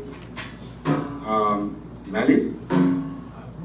I would think first and foremost, the state. As I have indicated, this has not been unique to any specific regime or class of people. Liberia's problem has been the exclusion of the vast majority of the people in decisions regarding the distribution of the wealth of the nation. It has also been how to solve the problem of legitimacy Does the government of the day truly reflect the generality of the Liberian people? And this has been an age-old problem of Liberia. I cited an example in my statement about what occurred in the 1930s, what is infamously referred to as the Sastan War, led by Chief Dwa Liman. That war didn't just spark up. It was an accumulation of grievances for as far back as 1890 that bordered on economic exclusion, political exclusion, crisis of distribution of the nation's wealth, and outright abuse of offices by political office holders. The situation continues today, even up to this moment. We think the state has a responsibility, first and foremost, but not only the state alone. The citizens have a responsibility to demand of the state to create the condition for socioeconomic progress. This is where you come in as journalists as well, as the fourth estate. You have a responsibility. I have a responsibility. Civil society has a responsibility. The religious community have a responsibility. So the problem of Liberia is not solely caused by any specific regime or group of people or socioeconomic class. It has been a problem caused by people that have been less patriotic, that have been egotistic, that have been self-centered. So unless we fix the governance problem of Liberia, we will continue to go in circles. Thank you. Thank you. Thank you very much, Mr. Wisner, for your presentation. Again, if you can send, I think you say you sent it already to Sibo and Joey and Jeblasin. So thank you so much for your time. We'll now go to our next speaker. And again, I want to reiterate that the next speaker will only take 2 questions at the end of that presentation. I don't care. You hold my photo, you get on your knees, or 2, because we're running out of time. It's already going to 12:30, and probably by the time we wrap that up, it will be 1 o'clock. So we want to be sure that we don't compromise on that. At this time, we'll welcome Mr. Bill Burke. He is the Deputy Program Editor, Al Jazeera English, Al Jazeera Media Network in Doha, Qatar. He will be speaking on the topic, the role of the media in advancing accountability, the role of law, and socio-economic development in Liberia. At this time, ladies and gentlemen, let's give our speaker a big hand clap as he mounts the podium for his presentation. Can you hear us, Mr. Burt? I can hear you loud and clear. Thank you. Make sure you can hear me. We can hear you very loud and clear as well. You may begin. Thank you. Great. Thank you so much. It's quite an honor to be here and see some familiar faces and hear familiar voices. My only regret is that I cannot be there in person. I would have loved to be there to interact with some of you, some of whom I have not seen for many, many years. You've asked me to speak on the role of the media in advancing accountability, the role of law, and socioeconomic development. Whenever I have an opportunity to address a gathering, I often wonder to whom am I speaking? What is the purpose of these gatherings where we all sit together and give formal addresses from government officials, technocrats, academics, etc.? I ask myself that question. At the end of the day, what happens to the beautiful speeches, papers, etc.?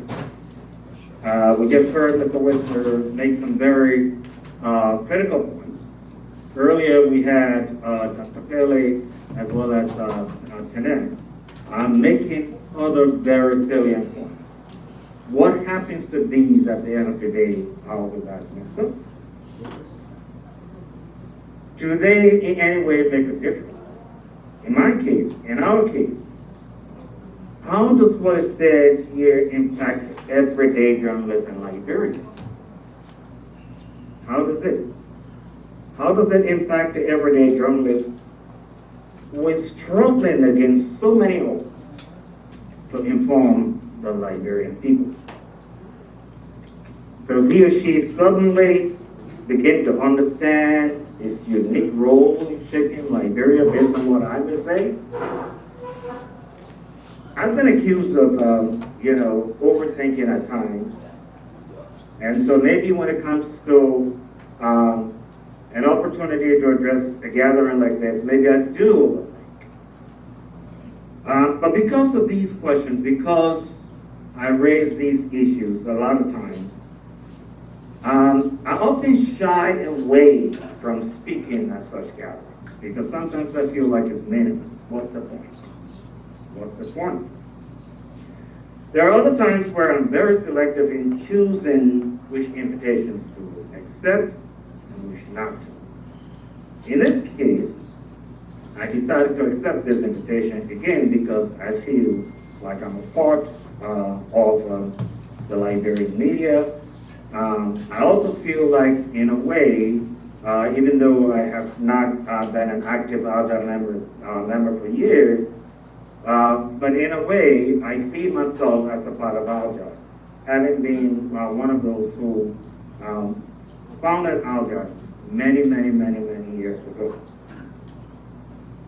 So, and then I ask myself also, are we in any way impacting policy from these different speeches? Okay?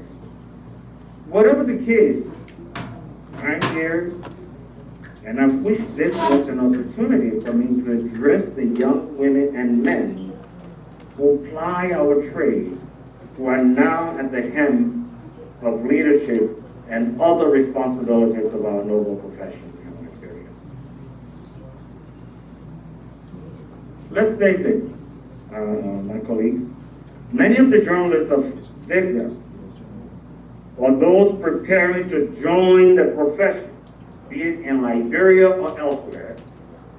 And I think I'm qualified to say this when I speak of those preparing to join the profession, because until August of this year, I was involved in trying to help prepare young people to join the profession as a university lecturer.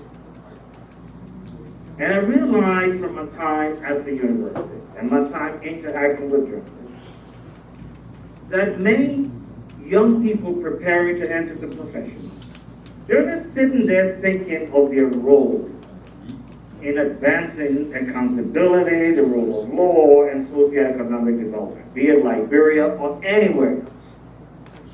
A lot of these young people see this as a way to earn a living.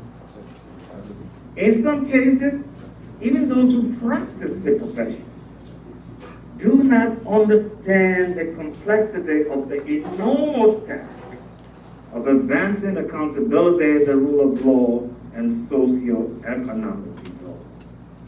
Or the fact that when and if done right, their responsibility on a daily basis does just that. They advance accountability, promote the rule of law, and promote socio-economic development. I say this because in all we do, in all that we are as journalists, this is our role. We are to hold our leaders accountable, promote the rule of law, and being the means through which, and we should be the means through which the aspirations and development needs of the people are transmitted to those who shape development priorities. We are reminded of this by the Windhoek Declaration of 1991, which outlines principles that protect the press from interference, be it from government, political leaders, or special economic interests. The Windhoek Declaration emphasized that, quote, Progress in any society depends on having a free, pluralistic, and independent press. The essence here is that a truly democratic society cannot function without the media, and a media that is free, fair, independent, and responsible. Let me quote someone else, Lumuni Kibori, the Secretary General of the Social, Economic, and Governance Promotion Center. He says, media is the key to removing citizens from the poorest of poverty and putting them into economic development. Bottom line, why do we do what we do as journalists? Why do we disseminate information? Is it just about informing people? Just about giving out information? It should never be just about that. Our role should be about helping to create an informed citizenry, to educate people, to being the conduit between our audience, the people we serve, and the policymakers. We should be the voice of the people, transmitting to policymakers the needs and development aspirations or needs of the people. Too often, guys, taking the Liberian experience, we focus on the politics of our time. We start our news about what politicians are saying, different speeches that have been delivered.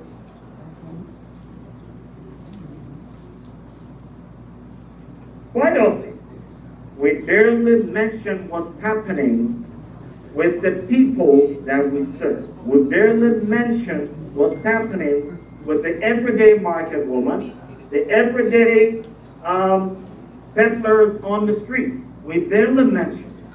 We do not take their perspective, what's happening from their perspective, to the leaders, to the policymakers, to those who are shaping development priorities.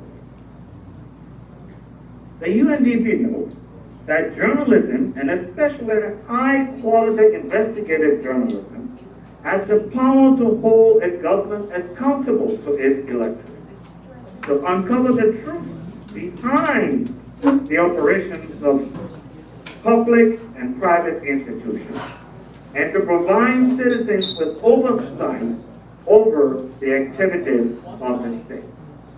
When we speak of accountability, that's our function. Our function is taking policies of government to the people and taking the aspirations and development needs and priorities of the people to government. Our responsibility is to help the people understand government priorities, help the people understand government programs. Our responsibility is helping government and other policymakers understand the needs of the people. When we speak of transparency, holding government accountable ensures transparency.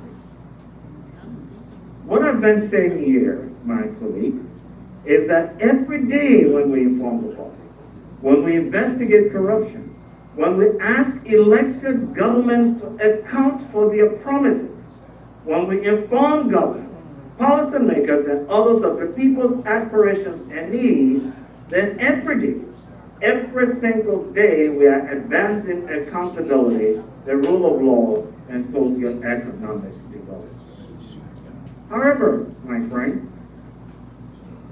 we do understand, and all of us in this room are aware of the limitations of the Liberian media. We all know that despite so many hurdles and obstacles, the media is making strides. Yet, the media lacks resources, poverty is pervasive in the media, and some other factors seriously impede the realization of a truly functional, independent media landscape in our country. Many years ago, working with the Carter Center and the Truth and Reconciliation Commission, we had a 2-day workshop where we discussed various issues facing the media in Liberia. A report issued as a result of that gathering noted that Liberian journalists were some of the lowest paid in West Africa. That remains true today, and that seriously impacts their watchdog role. Seriously impacts the watchdog role. I don't sit here to condone corruption in the media, but we do understand at times why some people go on a daily search for, as we all call it in Liberia, cattle. Because these people need to feed their families. They need to take care of their families. I'm also aware that, of course, poverty may have nothing to do with why some go after it. Okay? But I'm very aware that when people are making between 50 to 150 US dollars, or maybe at times even Liberian dollars per month, they have to look for other sources to make a living. And that is seriously undermining the watchdog role that we have to play as journalists in the Liberian society. This is not unique to Liberia. We had a gathering in Nigeria some time ago, and a colleague of mine from Nigeria mentioned a similar situation in what they call brown bag journalism. Brown bag journalism. Then we ask ourselves the question, how can we truly be independent? How can we truly play the role and our watchdog role and hold government accountable when in fact we are creating conditions for people to question our own credibility and to question the independence of the media. To question the independence of the media. How do we deal with the issue of poverty in the media? How do we deal with the issue of poverty in the media? That's a challenge. That's a challenge for not just for the Press Union of Liberia, not just for the Association of Liberian Community Radio. That's a challenge for ALJA as well. How do we deal with poverty in the media? How do we deal with these ethical transgressions we see in the media on a daily basis? How do we deal with it? How do we get to the stage when Liberian journalists are in the position to effectively play their watchdogs? When and how do we get it? That's a question for all of us. Because again, if we are out there working on a daily basis, doing what we are supposed to be doing, playing our watchdog role, then of course we are delivering the kind of services that people want. But let's remember, we are hampered by the pervasive poverty in the media, the lack of resources, and other factors that are impeding the growth of the media in the country. Lack of adequate training is also another problem. And we do know that some of you, and even I have also been involved in media development in Liberia, trying to make a difference. Trying to make a difference. What we have to do is to continue to try, because when you read newspapers every day, when you listen to radio every day, you do see the problems that we have. Problems like that, problems like those seriously impede our ability to play the watchdog role that we should be playing. One last point I want to mention, as we talk about our role in advancing accountability, the rule of law, and socioeconomic development in Liberia, let us not forget social media. All of us know today how robust and active the social media landscape is becoming in Liberia, right? We need to focus on, but let me say this, really getting into clearly defining and understanding the role of social media as part of the evolving Liberian landscape is a topic of another. However, when we speak of the Liberian media today, we cannot and must not leave that out. Like in so many other parts of the world, social media is reshaping media culture. In some cases, undermining the credibility of conventional media, redefining who can be a journalist and what is and should be news. Okay? In our case, the unique role of social media in this watchdog space that we've claimed for ourselves needs to be examined and discussed. But like I said, that's the topic for another day. I'll stop here now since I believe it's way past your lunch time. So I'll stop here now and if there are any questions. Yeah, thank you so much, Mr. Burke. Thank you so much. In fact, the laptop is about to die, so we're going to be quickly brief. And I say that because we don't have the right charger to keep it going. So very quick, very quick. We can't do this again today. Everybody, you see, it's so hard to moderate for Liberian journalists. Everybody want to ask questions. Cindy, they go to the press conference. I want to have question too. I want to have question too. So, I know that I have Malcolm who has a quick question. No premise, please. Mr. Burke, we hope you can hear us. Thank you very much, and thank you, Bill, for such a wonderful presentation. Malcolm Joseph is my name, and I work for CMEPC Liberia. Bill, you spoke about the undercapitalization of the media in Liberia, making specific emphasis on the extreme low wages of journalists. You being a media specialist, a media development specialist, I'm interested in knowing from you what are the recommendations you may want to put forward to ensure media sustainability in Liberia. Thank you. Just hold on, sir. Let's take the last question from Alfonso Yeno. So I'm sure my question is kind of somewhat related to what, but I've advocated this for a while. So my question is, why is it, for instance, that journalists in Liberia are making $50, $2,500? Why is it? It said that media owners are not paying them. If the media owners are not paying them, why are they not paying them? My second point is, what, if anything, has the President of Liberia done to correct that situation, to make sure that journalists get paid? What's that? That journalists get paid what they're supposed to be paid. My background is in journalism, but it's also in labor studies, and I'm a union activist and organizer, and I negotiate contracts for workers. So I'm coming from that perspective. Come on, PUL president, and tell a little Thank you. Unfortunately, the question cannot be for the PUL. If Mr. Burke understood the question and has an answer to it, then we'll give you the opportunity. You can go now, sir. Thank you.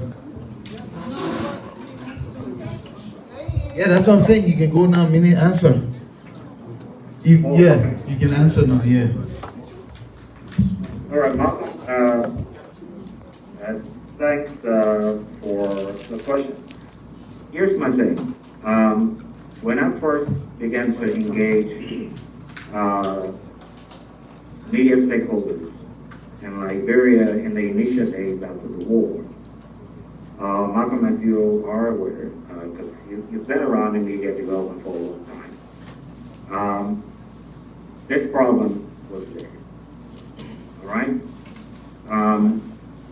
We, on many occasions, talked about how this problem can and should be addressed. We've had so many journalists talking about media owners who are not willing to invest in the future of the institutions they serve, as well as invest in the future of many of the journalists.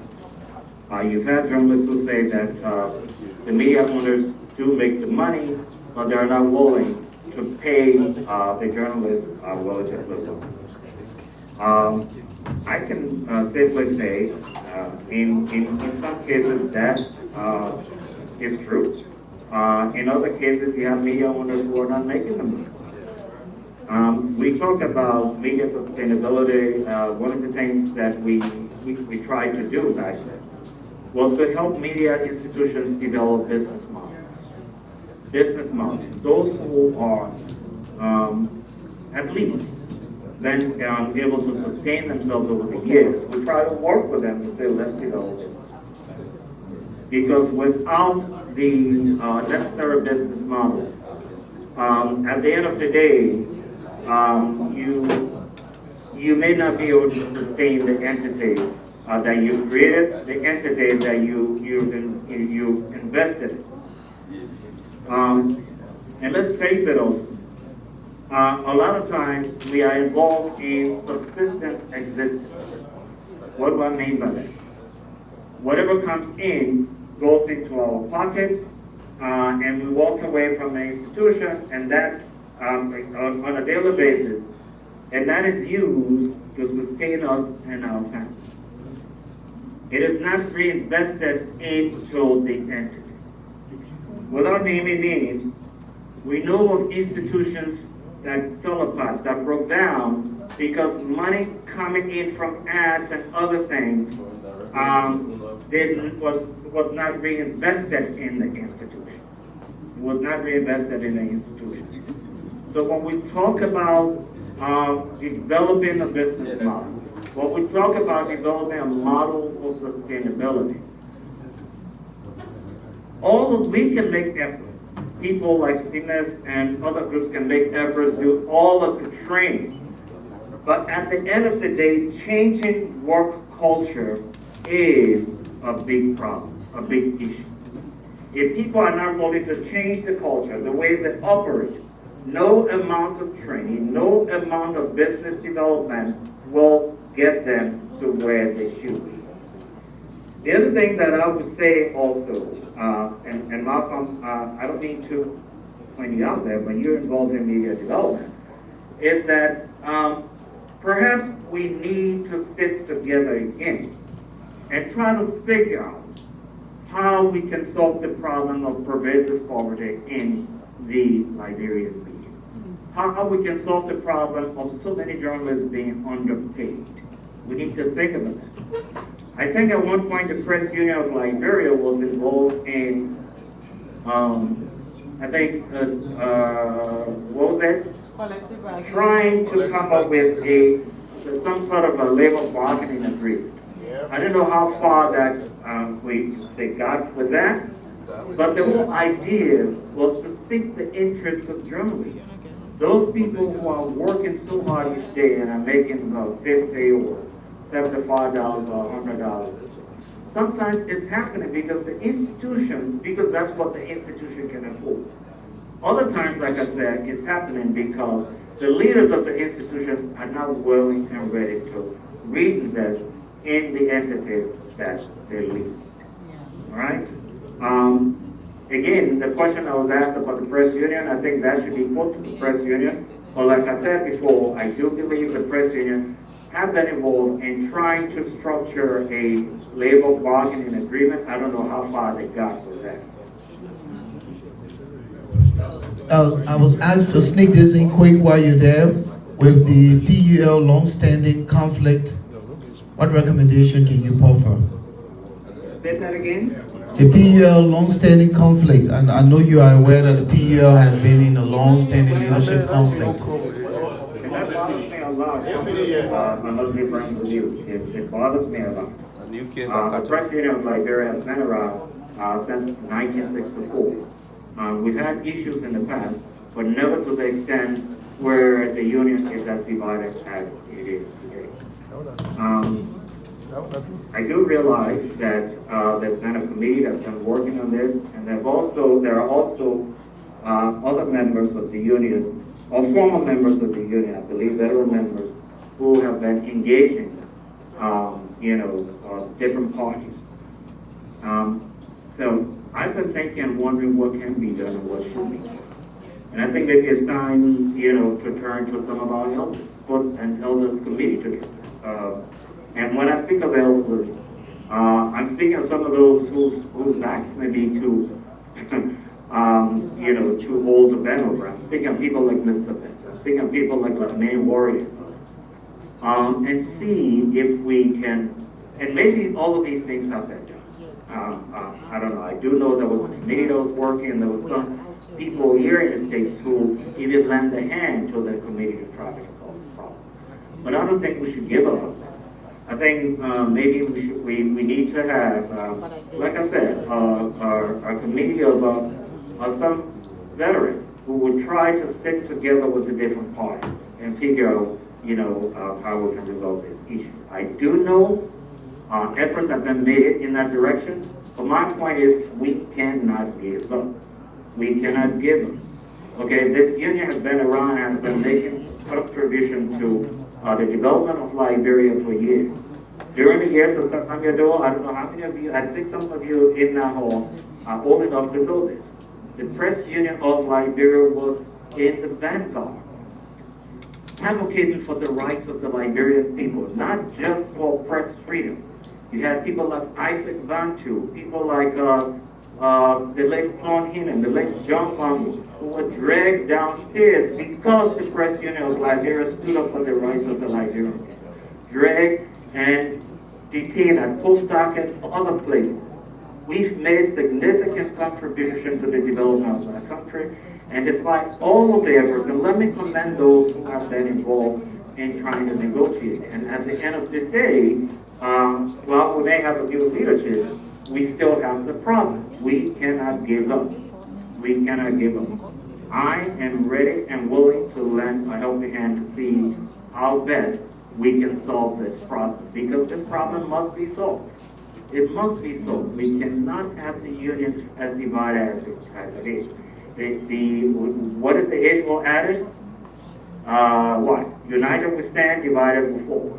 How can we stand up to those, or to anyone, to say we're advocating for the rights of the Liberian people when we have not cleaned up in our own homes? Thank you, sir. Thank you. Still, the light. I'm willing to do whatever I can to help solve the problem. But what other suggestions are there? Thank you. Thank you. Can you hear me, Mr. Burke? Yes, I can hear you. Thank you. We want to thank you for your presentation and the other speakers. At this time, we'll close this session of the presentations because we have other things to do, so we want to take leave of you. And we appreciate your time. We appreciate other speakers' time. And please send your presentation through email to Sibo or Joey so that we can take some assets from there to form part of our archive. Thank you so much. At this time, we'll go away from the presentations and we'll go into the next component of our convention here today. I'm not sure if we want to do any kind of lunch break because we're running out of time. I was told that we need to be out of here by 4, and there's no compromise, so we have only 3 more hours to go. And not just 3 hours, 2.5, because we have to clean up and reset up the place.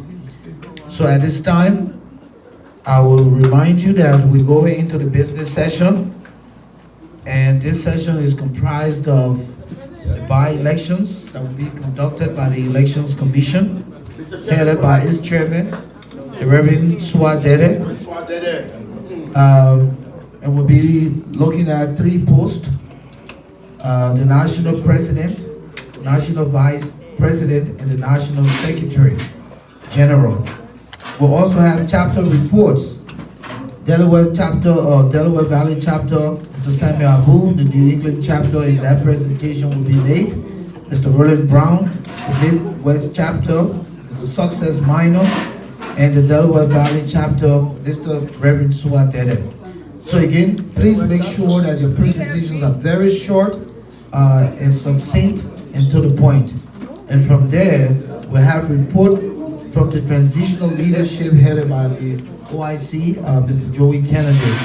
And at that point, we'll do the last part where we will discuss when the next venue, come again?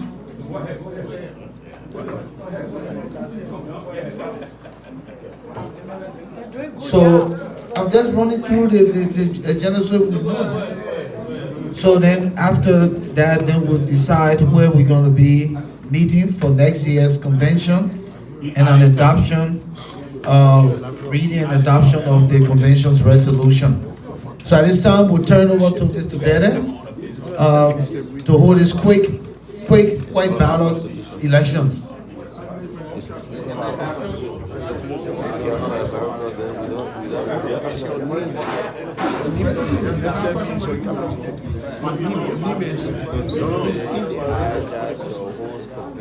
Your question for the people. Don't want me to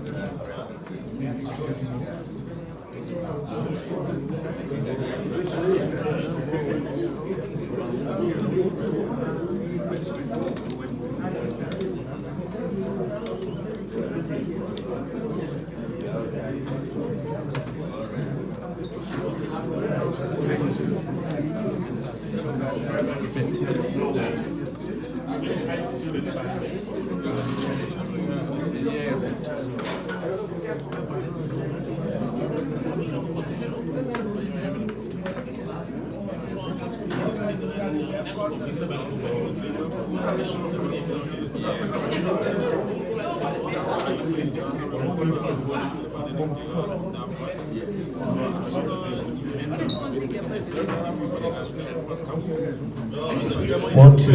Wait, Mamela, observation, but hold on. Hold on. Yeah.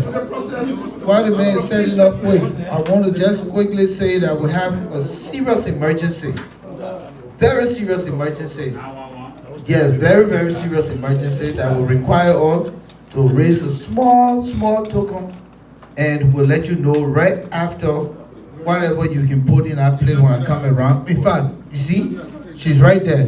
Whatever you can put in it quick, let's do it quick. We'll tell you. What's the nature of the emergency? Whatever trouble is this? You can't bring us like this. And that's somebody dying there with. I said, what? The post said, I gotta tell them, hold on. You can't bring us like this. Oh, you're listening. We'll close the door. You're listening. Say, your people, what kind of people? The ALJA people. Hold on now. You're listening. You're listening. Our secretary, Mary Tools, it's only way here. We didn't expect it. So we want just do small thing. We gave it to her for baby double. Yeah, true. That makes a baby. Okay. Yeah. The emergency, the thing coming out.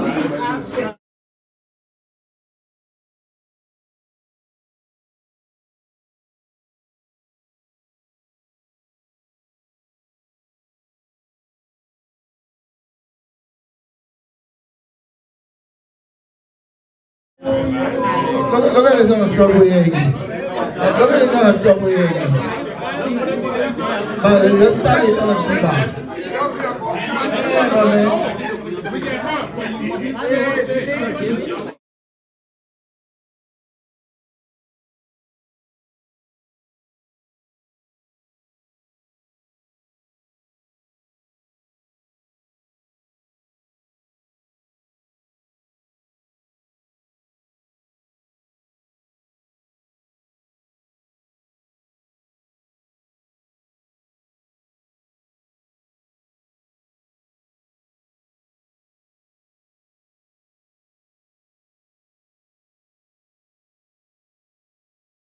Attention to your names. In my hand right here, I have all of the electoral voters. If your name is not mentioned here, that means you are now voting. It's very important, very important. So if you web ballot, go stand to the door and do the web ballot. Right, now that was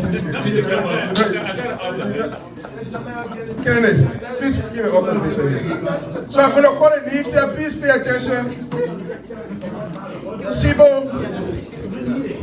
Mapaya, Priscilla, Ma Bello, Samuel Abu, Joseph Batois, Joey Kennedy, Suat Delia, Akai Glidden, Mazula, Gizi, Volcano Shelton, Stanley McGee, Moses Sunny, Peter Masikwa, Gary Woodson, Success Mano, Lisa Willie, Joe Mason, Benu Ken, Saros McGee, Lincoln Bryant, Eric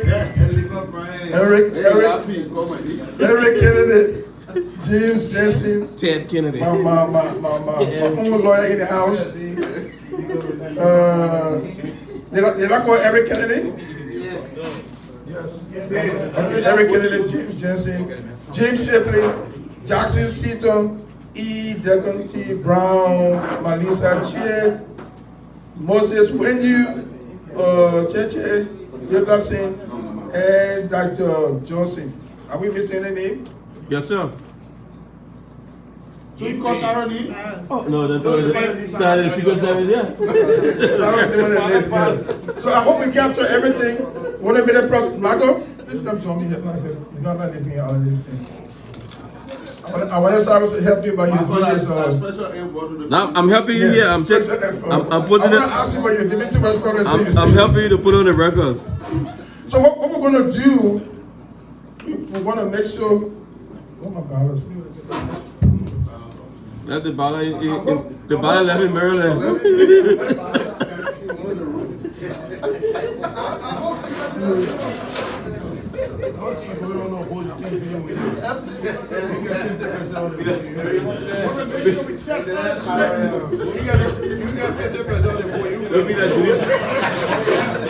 be that Judy Brown. We're all over Maryland because I am Bonicano. Okay, we have the ballots here, gentlemen and ladies and gentlemen. We just counted. So we're going to count 28 ballots from here.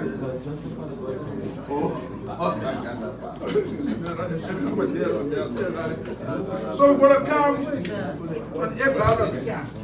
Please pay attention. This person going to be open, transparent, free, and fair.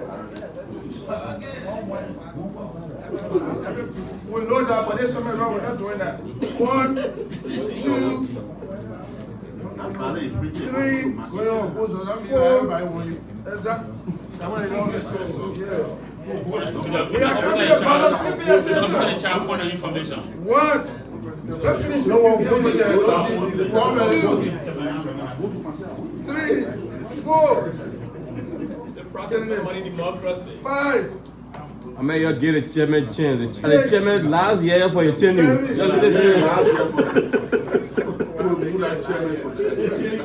8.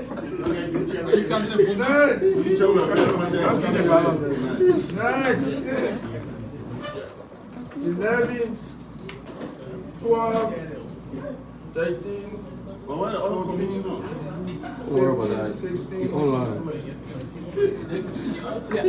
President. 17. One-man commission. 18, 19, 20.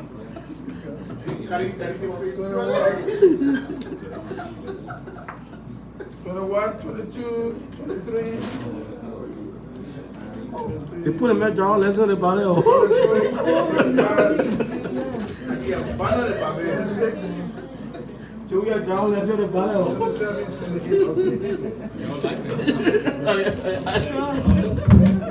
28. So we have 28 eligible voters. We're 28.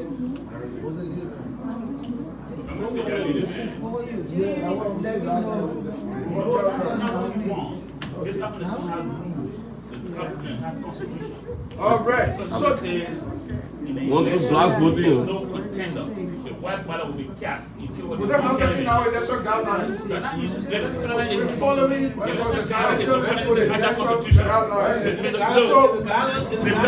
guideline is not above the Constitution of ALJA. So when the Constitution, it's not the Constitution. Which What? day you get it? But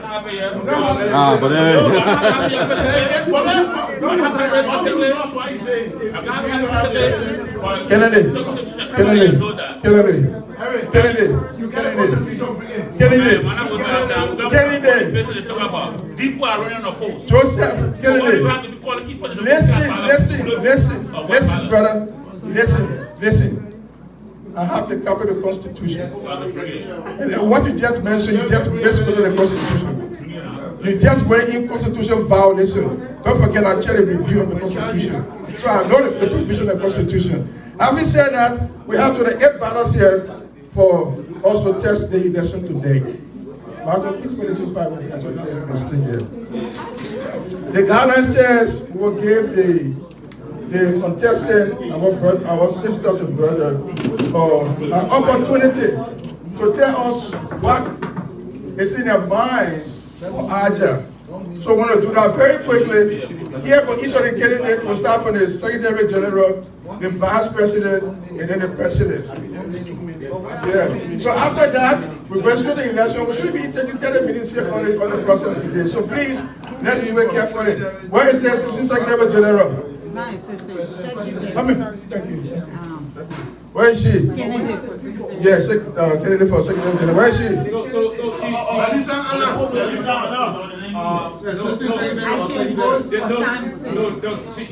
She has an emergency call. Okay, then. Okay, the hall. Okay, the VP will go ahead. Come on, Kennedy for the Vice President. National leadership. on the plate. What you bring into the table? Hello, everyone, members of the Association of Liberian Journalists in the Americas.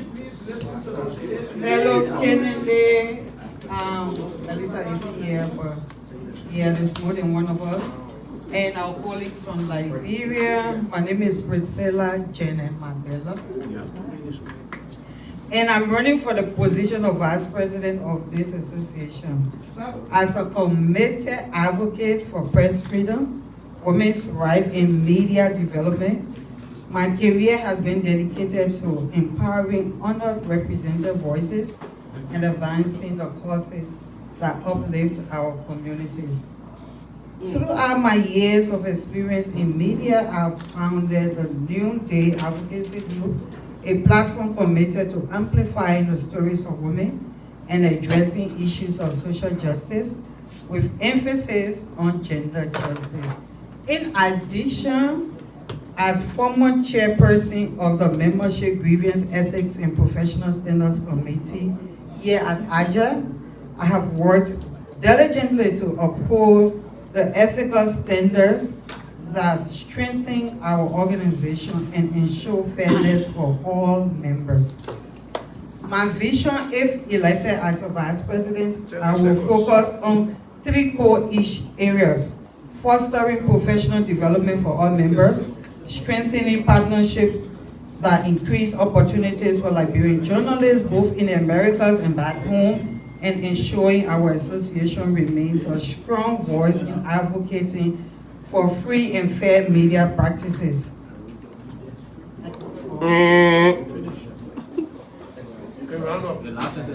Okay. So thank you for your attention, and I look forward to sharing more. Good. Thank you very much.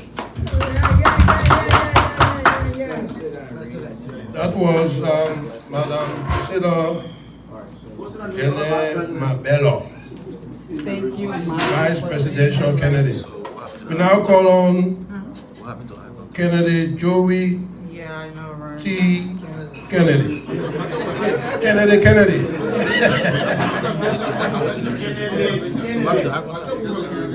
If I have a screen. We'll come to that. Let's take a presentation. So, 3 minutes. 3 minutes. Thank you so much, distinguished. Joey.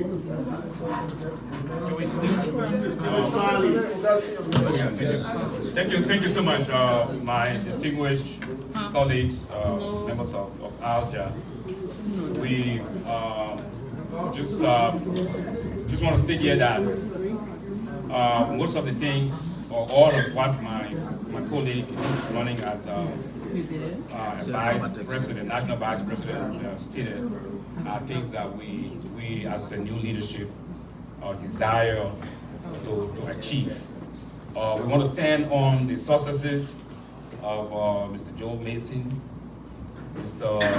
Moses Sandy, and our immediate past leadership Pee Wee Besa acquired in the process of propelling ALJA and moving it forward, making it even more vibrant than what it is currently. One of the most important initiative that our leadership desire to undertake is finding a way to make ALJA more sustainable than what it is currently. As an organization, we cannot continue to survive on due payments from members and convention fees. Given the experience that I've had working in the transitional leadership for the past few months, I think that is a very bad mode by which we've been operating over the years.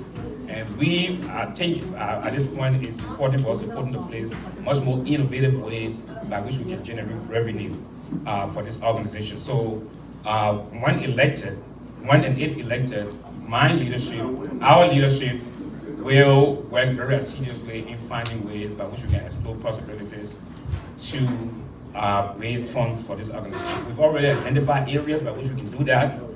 As soon as we get inaugurated, we will begin very vigorously formulating programs and projects through which we'll be able to generate funds for the organization. Having said that, I just want to thank you for the opportunities, and we look forward to your vote. Thank you. I think you should just stand here one time and we take the president, we take 2 questions, short questions, and then the vice president will take 1.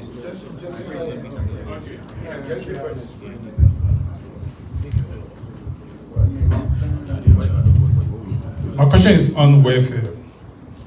A few minutes ago, we saw a call was made that we should contribute towards one of our members who is having an emergency.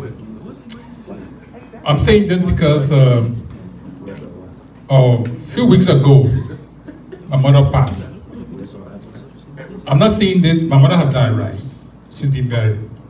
In a welfare structure towards any member who has a serious situation like mine, I would not benefit from that because my mom has gone already. I'm speaking of this because of ALJA is not just about sitting here, being photogenic, come to program, take pictures, and posting it every time. It is important that ALJA be able to seek the well-being of its membership. So what can you, under your leadership, do to set up a system that ALJA members can benefit from? Thank you. Okay. Very good question. Good question.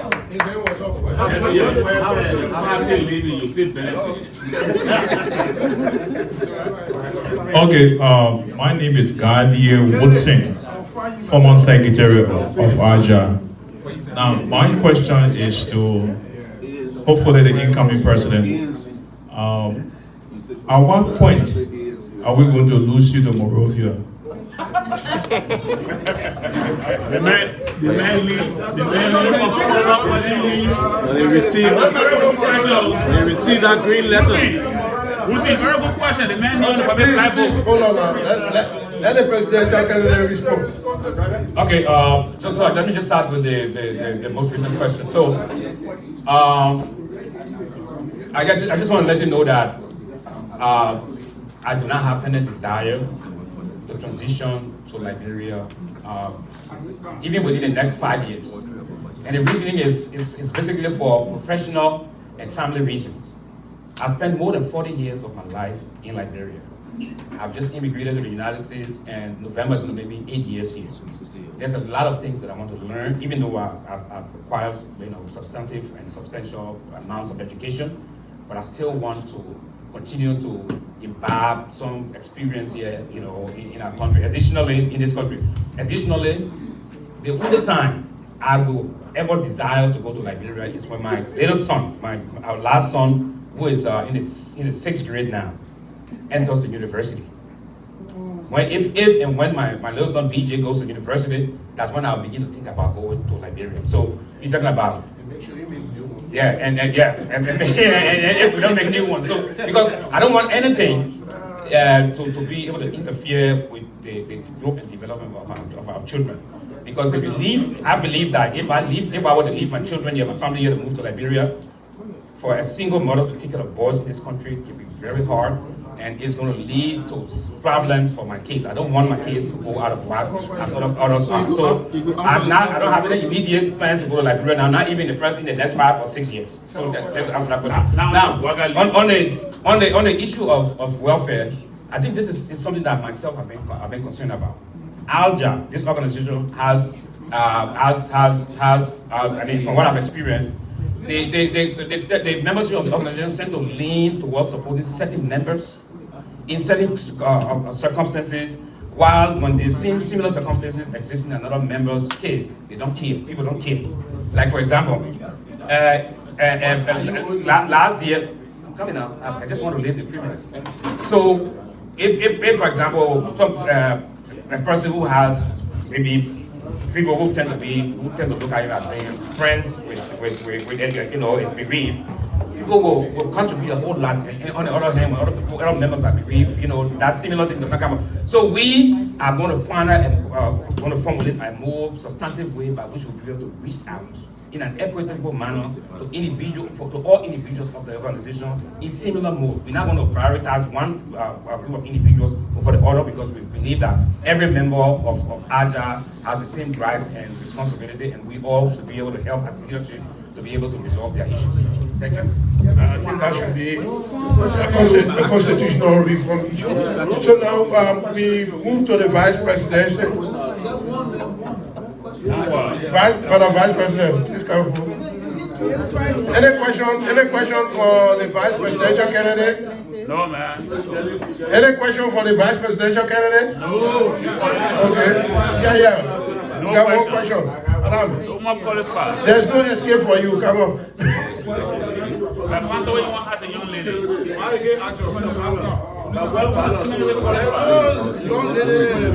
Equal.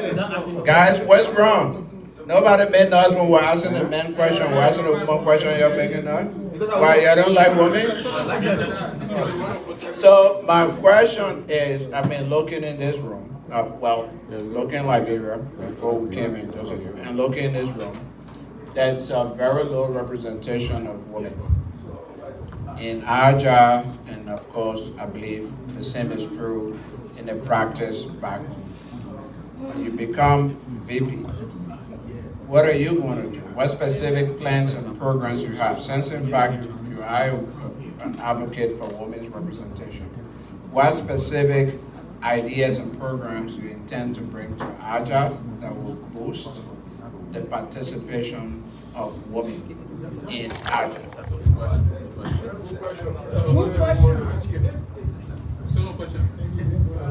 So, women representation, women law representation is really a global issue. It's not uniquely an ALJA issue. Neither is it uniquely a one particular professional issue, like when it comes to in medicine, for instance. So it cuts across, is a global issue. But when it comes to ALJA, we're thinking about introducing initiatives like gender sensitivity trainings, like maybe symposium, workshop, or during our meetings, we take like 20 minutes, 30 minutes to just do a gender-aware presentation So we have to work on our psyche, the way we have been conditioned to see women participation. Most of us see it as women dominance because we're used to women silence. So seeing an active woman, seeing women participation is something that, is not common for our minds. So the first thing is to push back and say, oh no, she's overstepping. So we got to work on that, then we can be in a good place to create space for women. Thank you very much. Chairman Tere? Go ahead. Okay. So we immediately go into the voting here. So we will call your name, and then you will come for your ballot, and then you will do the voting. Oh, for the record, we call your name, you come for your ballot. Sibo Makpaya. No, we're voting. We're going to 13 questions while we're voting. Yeah, the process already go. Okay.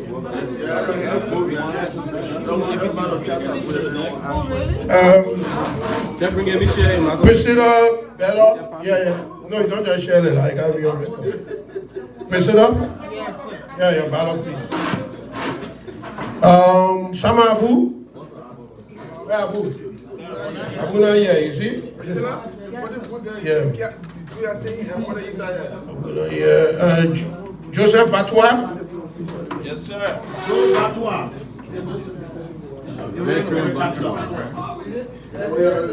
Batwa? Yeah. Joey Kennedy? Joey voting, Joey Kennedy? Yeah, Followed by Swat Dede? Akai Gettings? Gladens. Whatsoever. I know I will take. She's not here. Okay. Mazola Gizi? Volcano Shelton?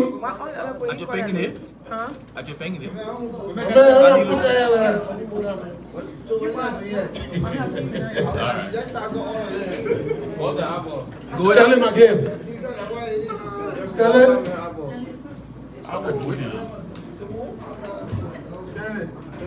Moses Sandy? Moses is followed by Peter Massacoy. Peter Massacoy. Massacoy is followed by Gadia Woodson.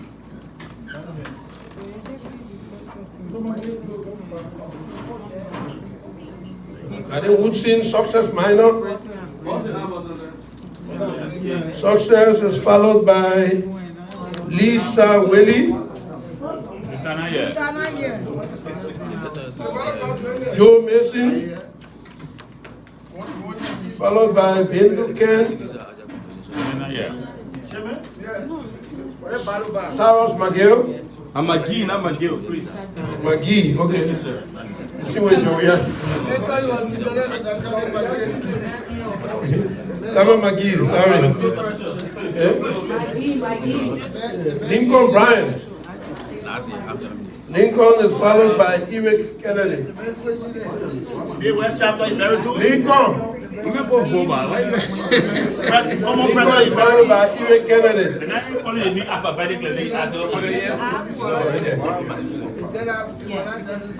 Give me environment. James Jensen. Followed by Jim Sibley. Jensen is followed by Jim Sibley.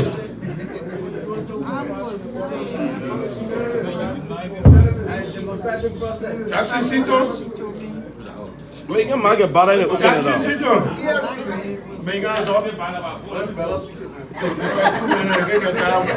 President Emeritus.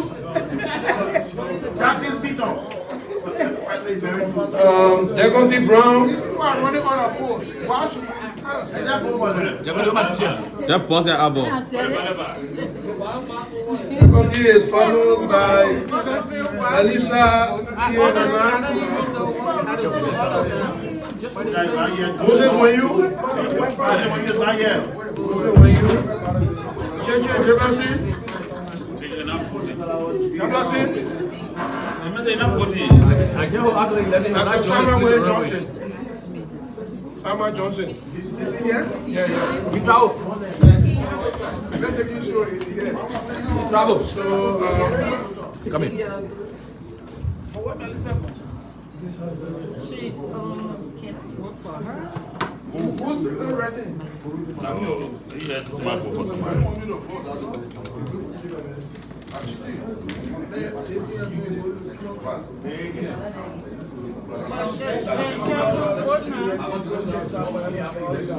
That ain't made a man commission. So we have 19 persons voting.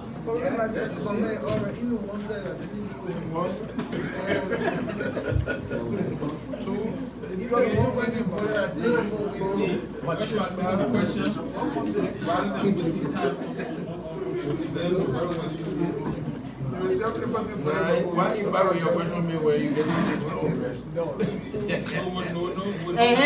If that's the reason, why you buy your question? Yeah. Say that one person so don't need to vote. Then why are you asking? When she see how she do.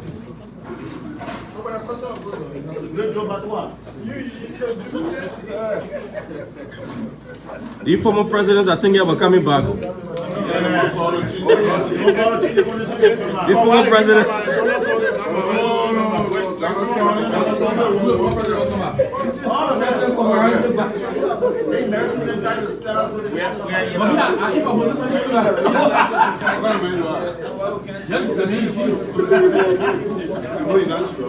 I'm very serious. If my man wasn't wanted back, I vote for him.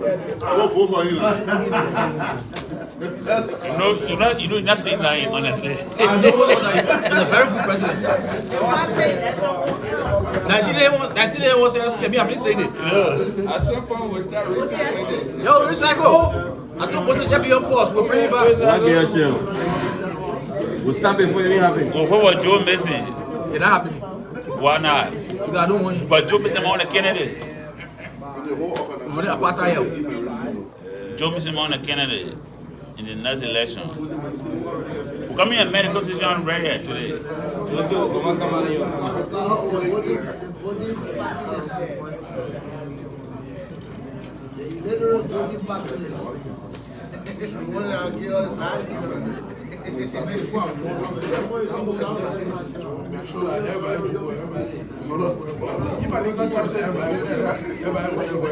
what we should have. That's what we should have. That's what we should have. When filing the first to begin with. Listen, ladies and gentlemen, the elections are being concluded. We want to report to you that we have 28 eligible voters, out of the 28, and 19 voted, and the 19 voted for. Oh yes, check. For me. So the 19 voted for each of the candidates. So each of the candidates from to this election has 19 votes each. We noticed that there's a change. Yeah, we noticed there's a change from our last election. Everybody did not vote for the candidates, even though they were the same 3 persons or 5 on the ballot. So there's a change. You see, everybody voted for each of the candidates, which is a good thing. That means they have our overwhelming support. That's the message we want to send. I think this year the commission 19 did a is more good than work. 50% 28. The voter education was high. Yeah, one for you win, but the thing is, what we wanted to do so that when these people are installed, please listen though, because the process is already finished. When people are installed, they will know that they have the support of their colleagues. Yeah, so that's a very good thing. So having said that, we have 19 votes for each of the person. Each of them get 19 votes. Tonight, during the program, we will satisfy the election officially as we did with our 2 president emeritus 1 and 2. We'll satisfy that tonight to make it official, and then we will sit back and wait for the next election. Yeah. Wait, good question. When you're turning Andy. Mr. Chairman. Want to have a. Yeah, I'm already done, so if it go longer than it's not in my head. No, Mr. Chairman, you still. Yeah. This also has to do with election matter. Okay. Please listen to our President Emeritus number 1, right? President Emeritus number 1. No, they were All right. before him. The current chair of the board of directors, Mr. Simo Mapaya, the tenure has already expired. Oh, shoot. Mr. President Emeritus. But next year. Listen, please. I got it. Let me make it short for you. As we always mention in the chat room, we send a communication so many times. This year is not an election year. And that is clear.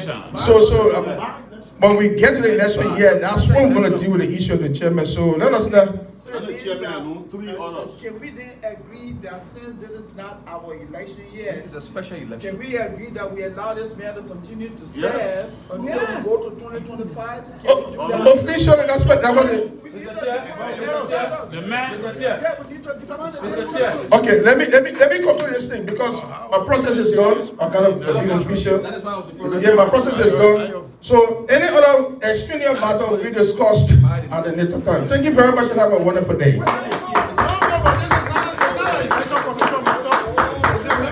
Thank you. Look, we gotta move on. Gentlemen and ladies, we have to move on. And honestly, these reports should be very brief and to the point. We don't have much time. So, at this time, it will be chapter reports. To begin with, I don't see our chapter president here in the hall. There is one here. Looking around, I'm not seeing Mr. Abu. I don't know, he got a report about he ran away. We'll check it out. Oh, is that that making a report? Okay then, all right. So then, we'll go to the Delaware Valley chapter, and the presentation will be made by its Secretary General, Mr. Alfonso Yeno. Please don't take all day, I beg you. I'll do my best. So first of all, thank you guys. I mean, the Delaware Valley chapter is humbled, is pleased, and is glad to host this convention at very short notice. That is a demonstration of the strength and commitment of the chapter. And the chapter promises to remain a leader among equals within ALJA. Just a few things that we've been able to accomplish. I wish my VP was here, but one of the things we've been trying to do is really build strong camaraderie amongst members of ALJA. And one of the ways we've tried to do it is to identify with people in a number of ways, including during bereavements. So some of the things we've done around bereavements is that we've made sure, and the Vice President has basically led the way in that. We made sure if somebody's celebrating, has a bereavement or is celebrating a birthday or whatever, that every member of the association tries to reach out. We haven't done it perfectly. I don't think we've done it to the extent that we want to do it, but it's a good initiative nonetheless, and we will continue. I want to thank our members who stood up and made extra contributions to the success of this convention. I don't want to say names because I will forget some people, but we've had commitments for the equipment we're using. We have commitment for food. We have commitments for the water and everything that we have here. We want to thank you all guys. Please continue. Please continue.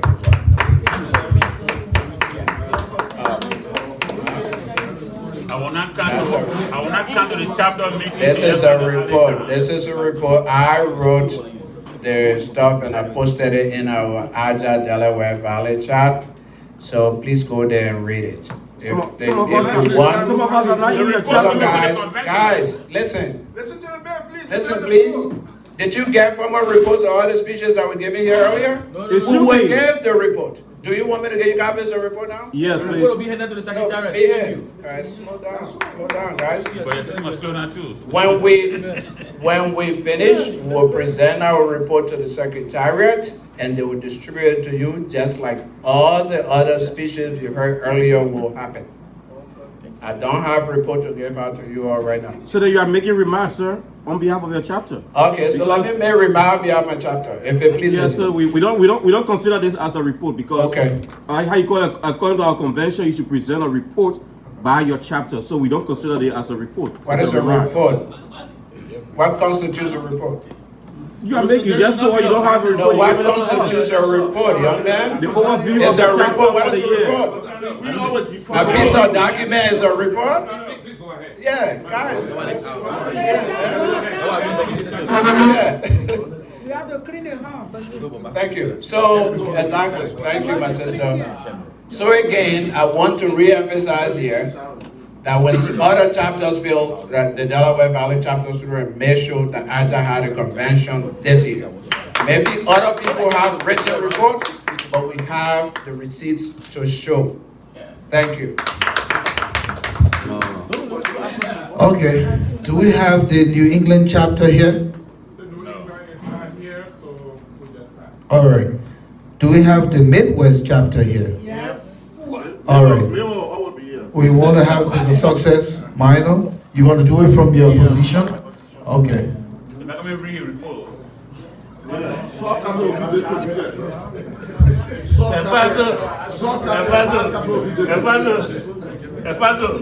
fragment report. Thank you. Attention, everybody. You just wrap it to us. Attention, everybody. Well, my name is Success Minor. I'm the president of the Midwest chapter of the Association of Liberian Journalists in the Americas. I'm profoundly honored and exceedingly humbled to be here this afternoon in my capacity as president. I feel so proud of the Midwest chapter. In the period of 1 year, what we have accomplished, and we have so many people to thank for this great work we've done. On September 16 last year, we were inducted into office to steer the affairs of the chapter for 2 years. We had some challenges like any other chapter represented here today, but ultimately we prevailed. ALJA Midwest chapter started a PBL under review with a mass meeting that was held in Woodbury, Minnesota, to craft our strategic plan for 2024. And in that meeting, the Midwest chapter plan for 2024 was crafted with 4 concentration points. 1, to make our association more visible within our community and to partner with other Midwest chapter organizations. 2, looking to increase our membership within the chapter and how we will get members to participate in ALJA activities and keeping them informed and engaged. 3, to launch our membership fund drive. 4 was for the ALJA members to converge for our chapter retreat. During our second meeting that was held at our Vice President home in St. Michael, Minnesota, a timeline was given for each of the focus points. We achieved about 90% of what we planned for the year 2024. We had three in-person meetings, and we had 3 conference meetings, totaling our chapter meeting to 6 before this year's convention. In early July of this year, we celebrated with our chapter Secretary General, Mr. James Blayton II, who wear his beautiful wife, Mona. Mona became our member by extension. The chapter was there to celebrate with our brother, and some national officials were also in attendance. As you may be aware, the Midwest chapter, like any other chapter here today, has been struggling with the membership commitment issue that continue to impede the implementation of planned programs and activities intended to further strengthen ALJA's visibility within the Midwest chapter. But notwithstanding, in September of this year, the chapter leadership organized a social gathering at one of our members' homes in Minnesota, Mrs. Menike Giddens. And then this gathering was intended to revive a sense of camaraderie, connection, and it brought together some ALJA members and other organizations that were invited to grace the occasion. We had a full sale during the event. We had a full sale during the event, and that event enabled the Midwest chapter to raise $339.43. As we strive to organize and make sense of information and pave the way for our generational journalists who are coming after us, I like to recognize some of the effort of some Midwest chapter leaders who helped in making this a success. To move the chapter forward when we took office and to promote the spirit of teamwork, the leadership constituted 3 significant committees: the strategic planning committee and the program committee that was headed by Mrs. Menike Giddens. She was the chairperson.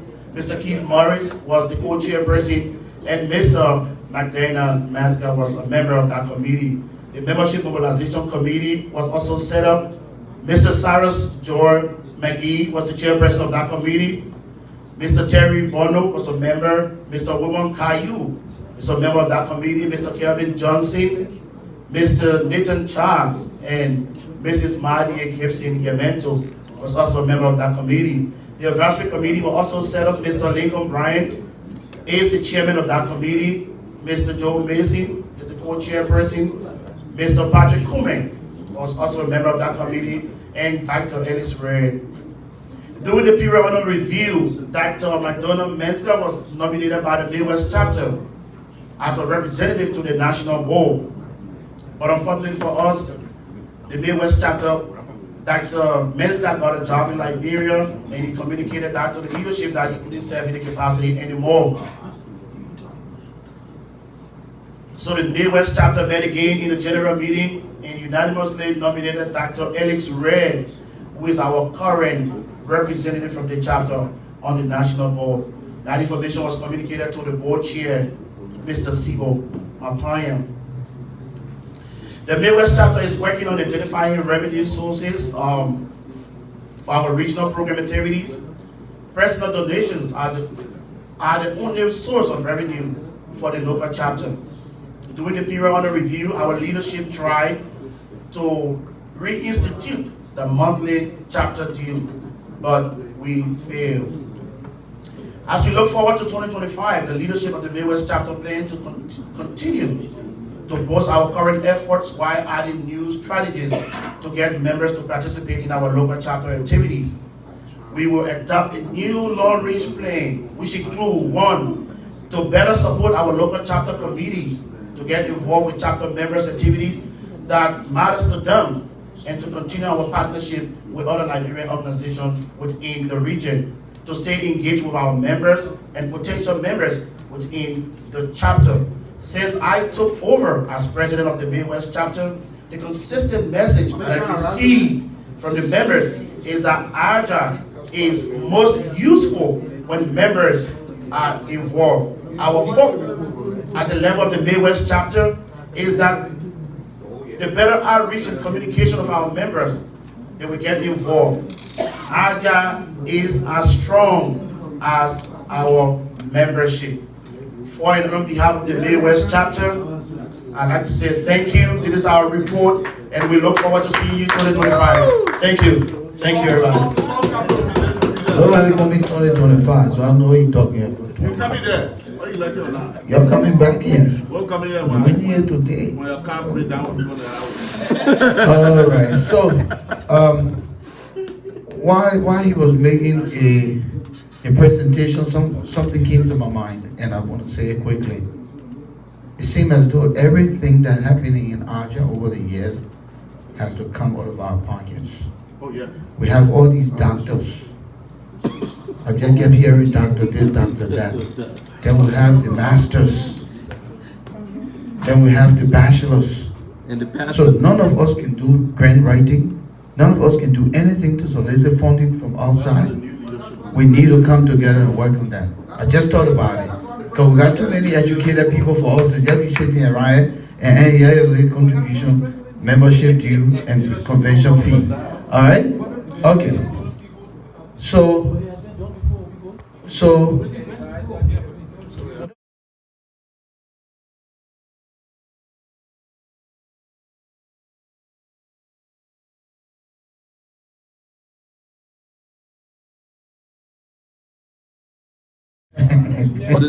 because they have in Liberia now, the one that's smart there. Yeah, I want to say 1.5. Very nice. Andy got a report. At this time, ladies and gentlemen, fellow colleagues, we will now go to the transitional leadership. And the president-elect, Mr. Joey Kennedy, who is no longer, I will consider the officer in charge because he's the president-elect now. He's still officer in charge. Until this way. But the man Jack, you know, I'm looking for the man. You heard all the things I said. DMV, you got any report? He look at me. Oh, DMV Bravo, wait a minute.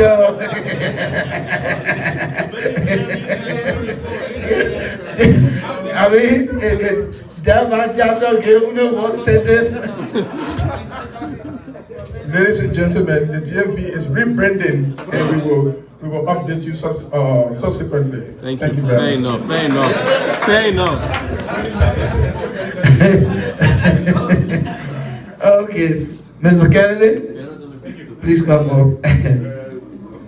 Okay, quickly, I want to also reiterate that lunch is here, but we're not going to move to it. We want to get rid of this section because if we allow people to get off their seat to come back, it will take some time. Thank you so much for the opportunity. For the opportunity. We just want to. We don't have a lot to report about because as a transitional leadership, there were specific mandates that we were required to fulfill, and I believe that we fulfilled the mandate by the conduct of this, by the fact that we are conducting the convention. So, immediately following the resignation of our past president and vice president, Mr. Pee-wee Besa, who was appointed executive director of the National Port Authority, and Mrs. Kadiatu Buhiri, who also got a job as Deputy Minister for Cultural Affairs and Tourism at the Ministry of Information. The board of directors appointed us, as officer in charge of the association, and we were concertedly working with the board with the single mandate of steering the affairs of the association in transitory capacity and preparing, by extension, for the conduct of the 12th National Convention, during which a by-election will be held to fill the 1-year unexpired term of Mr. Pee-wee Besa and Kadiatu Buhiri. We worked very diligently, with all members of the association, especially the previous presidents, Mr. Joe Mason and Moses Sandy. They were very, very invaluable in making enormous contribution towards all of the efforts that we exerted. The previous Secretary General, also, Mrs. Gladins, Akai Gladins, also, she delicately assisted us in consonance with the program, the convention planning committee headed by the board member, Mr. Jefferson. So we worked very hard towards ensuring that the convention is planned. But I just want to report briefly that some elements of the convention were aborted. A very significant element of the convention was aborted because of circumstances that were beyond our control. And that element was the tour of the U.S. White House and the Capitol building. Yesterday morning at 6 o'clock, as we planned, we boarded the bus. All members who signed whose name were appended on the list, including our colleagues from Liberia, boarded the bus for Washington. I think just within 1.5 hours or thereabout into our trip, the bus broke down in the rural part of Maryland, the state of Maryland. And we had to drive into one of the rest centers. Our White House tour was planned for 10:30 in the morning. But because the bus broke down and we were close to 10:30, we took a photograph, we decided to take a photograph and inform the White House that we had a breakdown, our bus has a breakdown, so we want an extension of the time to sometime in the afternoon. The White House was very generous enough, and they told us that yes, we can extend the time to 12:30 because all tours of the White House end at 1 p.m. 12:30, you have to be here. If you're not here, you cannot continue the trip.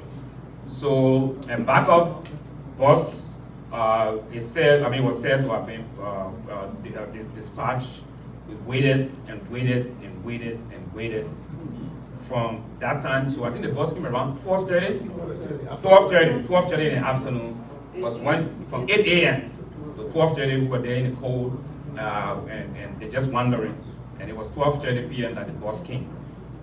So as a result, we took a decision that, look, we're going to abort this trip. We cannot go to Washington because there's no need to go to Washington when the substantive reason for which we are going cannot be met. So we asked the bus to drop us back into our destination, our point of origin, which was Philadelphia. And so, as a leadership, once the swearing-in is conducted tonight, the first project that we, as a new leadership, is going to undertake is instituting a formal lawsuit against the bus company, the charter company. We're going to file a lawsuit against them for damages. So we have begun consulting our lawyers. I was just talking to our colleague here, Mr. James Jensen, who's a lawyer, and he's going to provide us guidance in the way forward. Reverend Dede also has offered to do some consultations around with other lawyers so that we'll be able to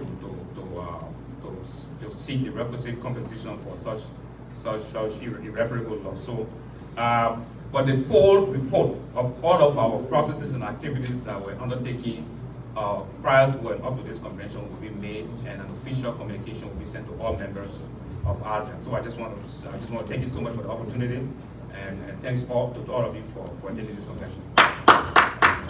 And he's not just a lawyer.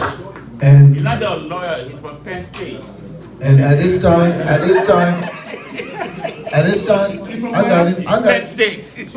At this time, So he's a top-notch lawyer. so gentlemen, ladies, if you recall, we had a report sent by former President Besa that was questionable, and it raised a lot of confusion in various meetings.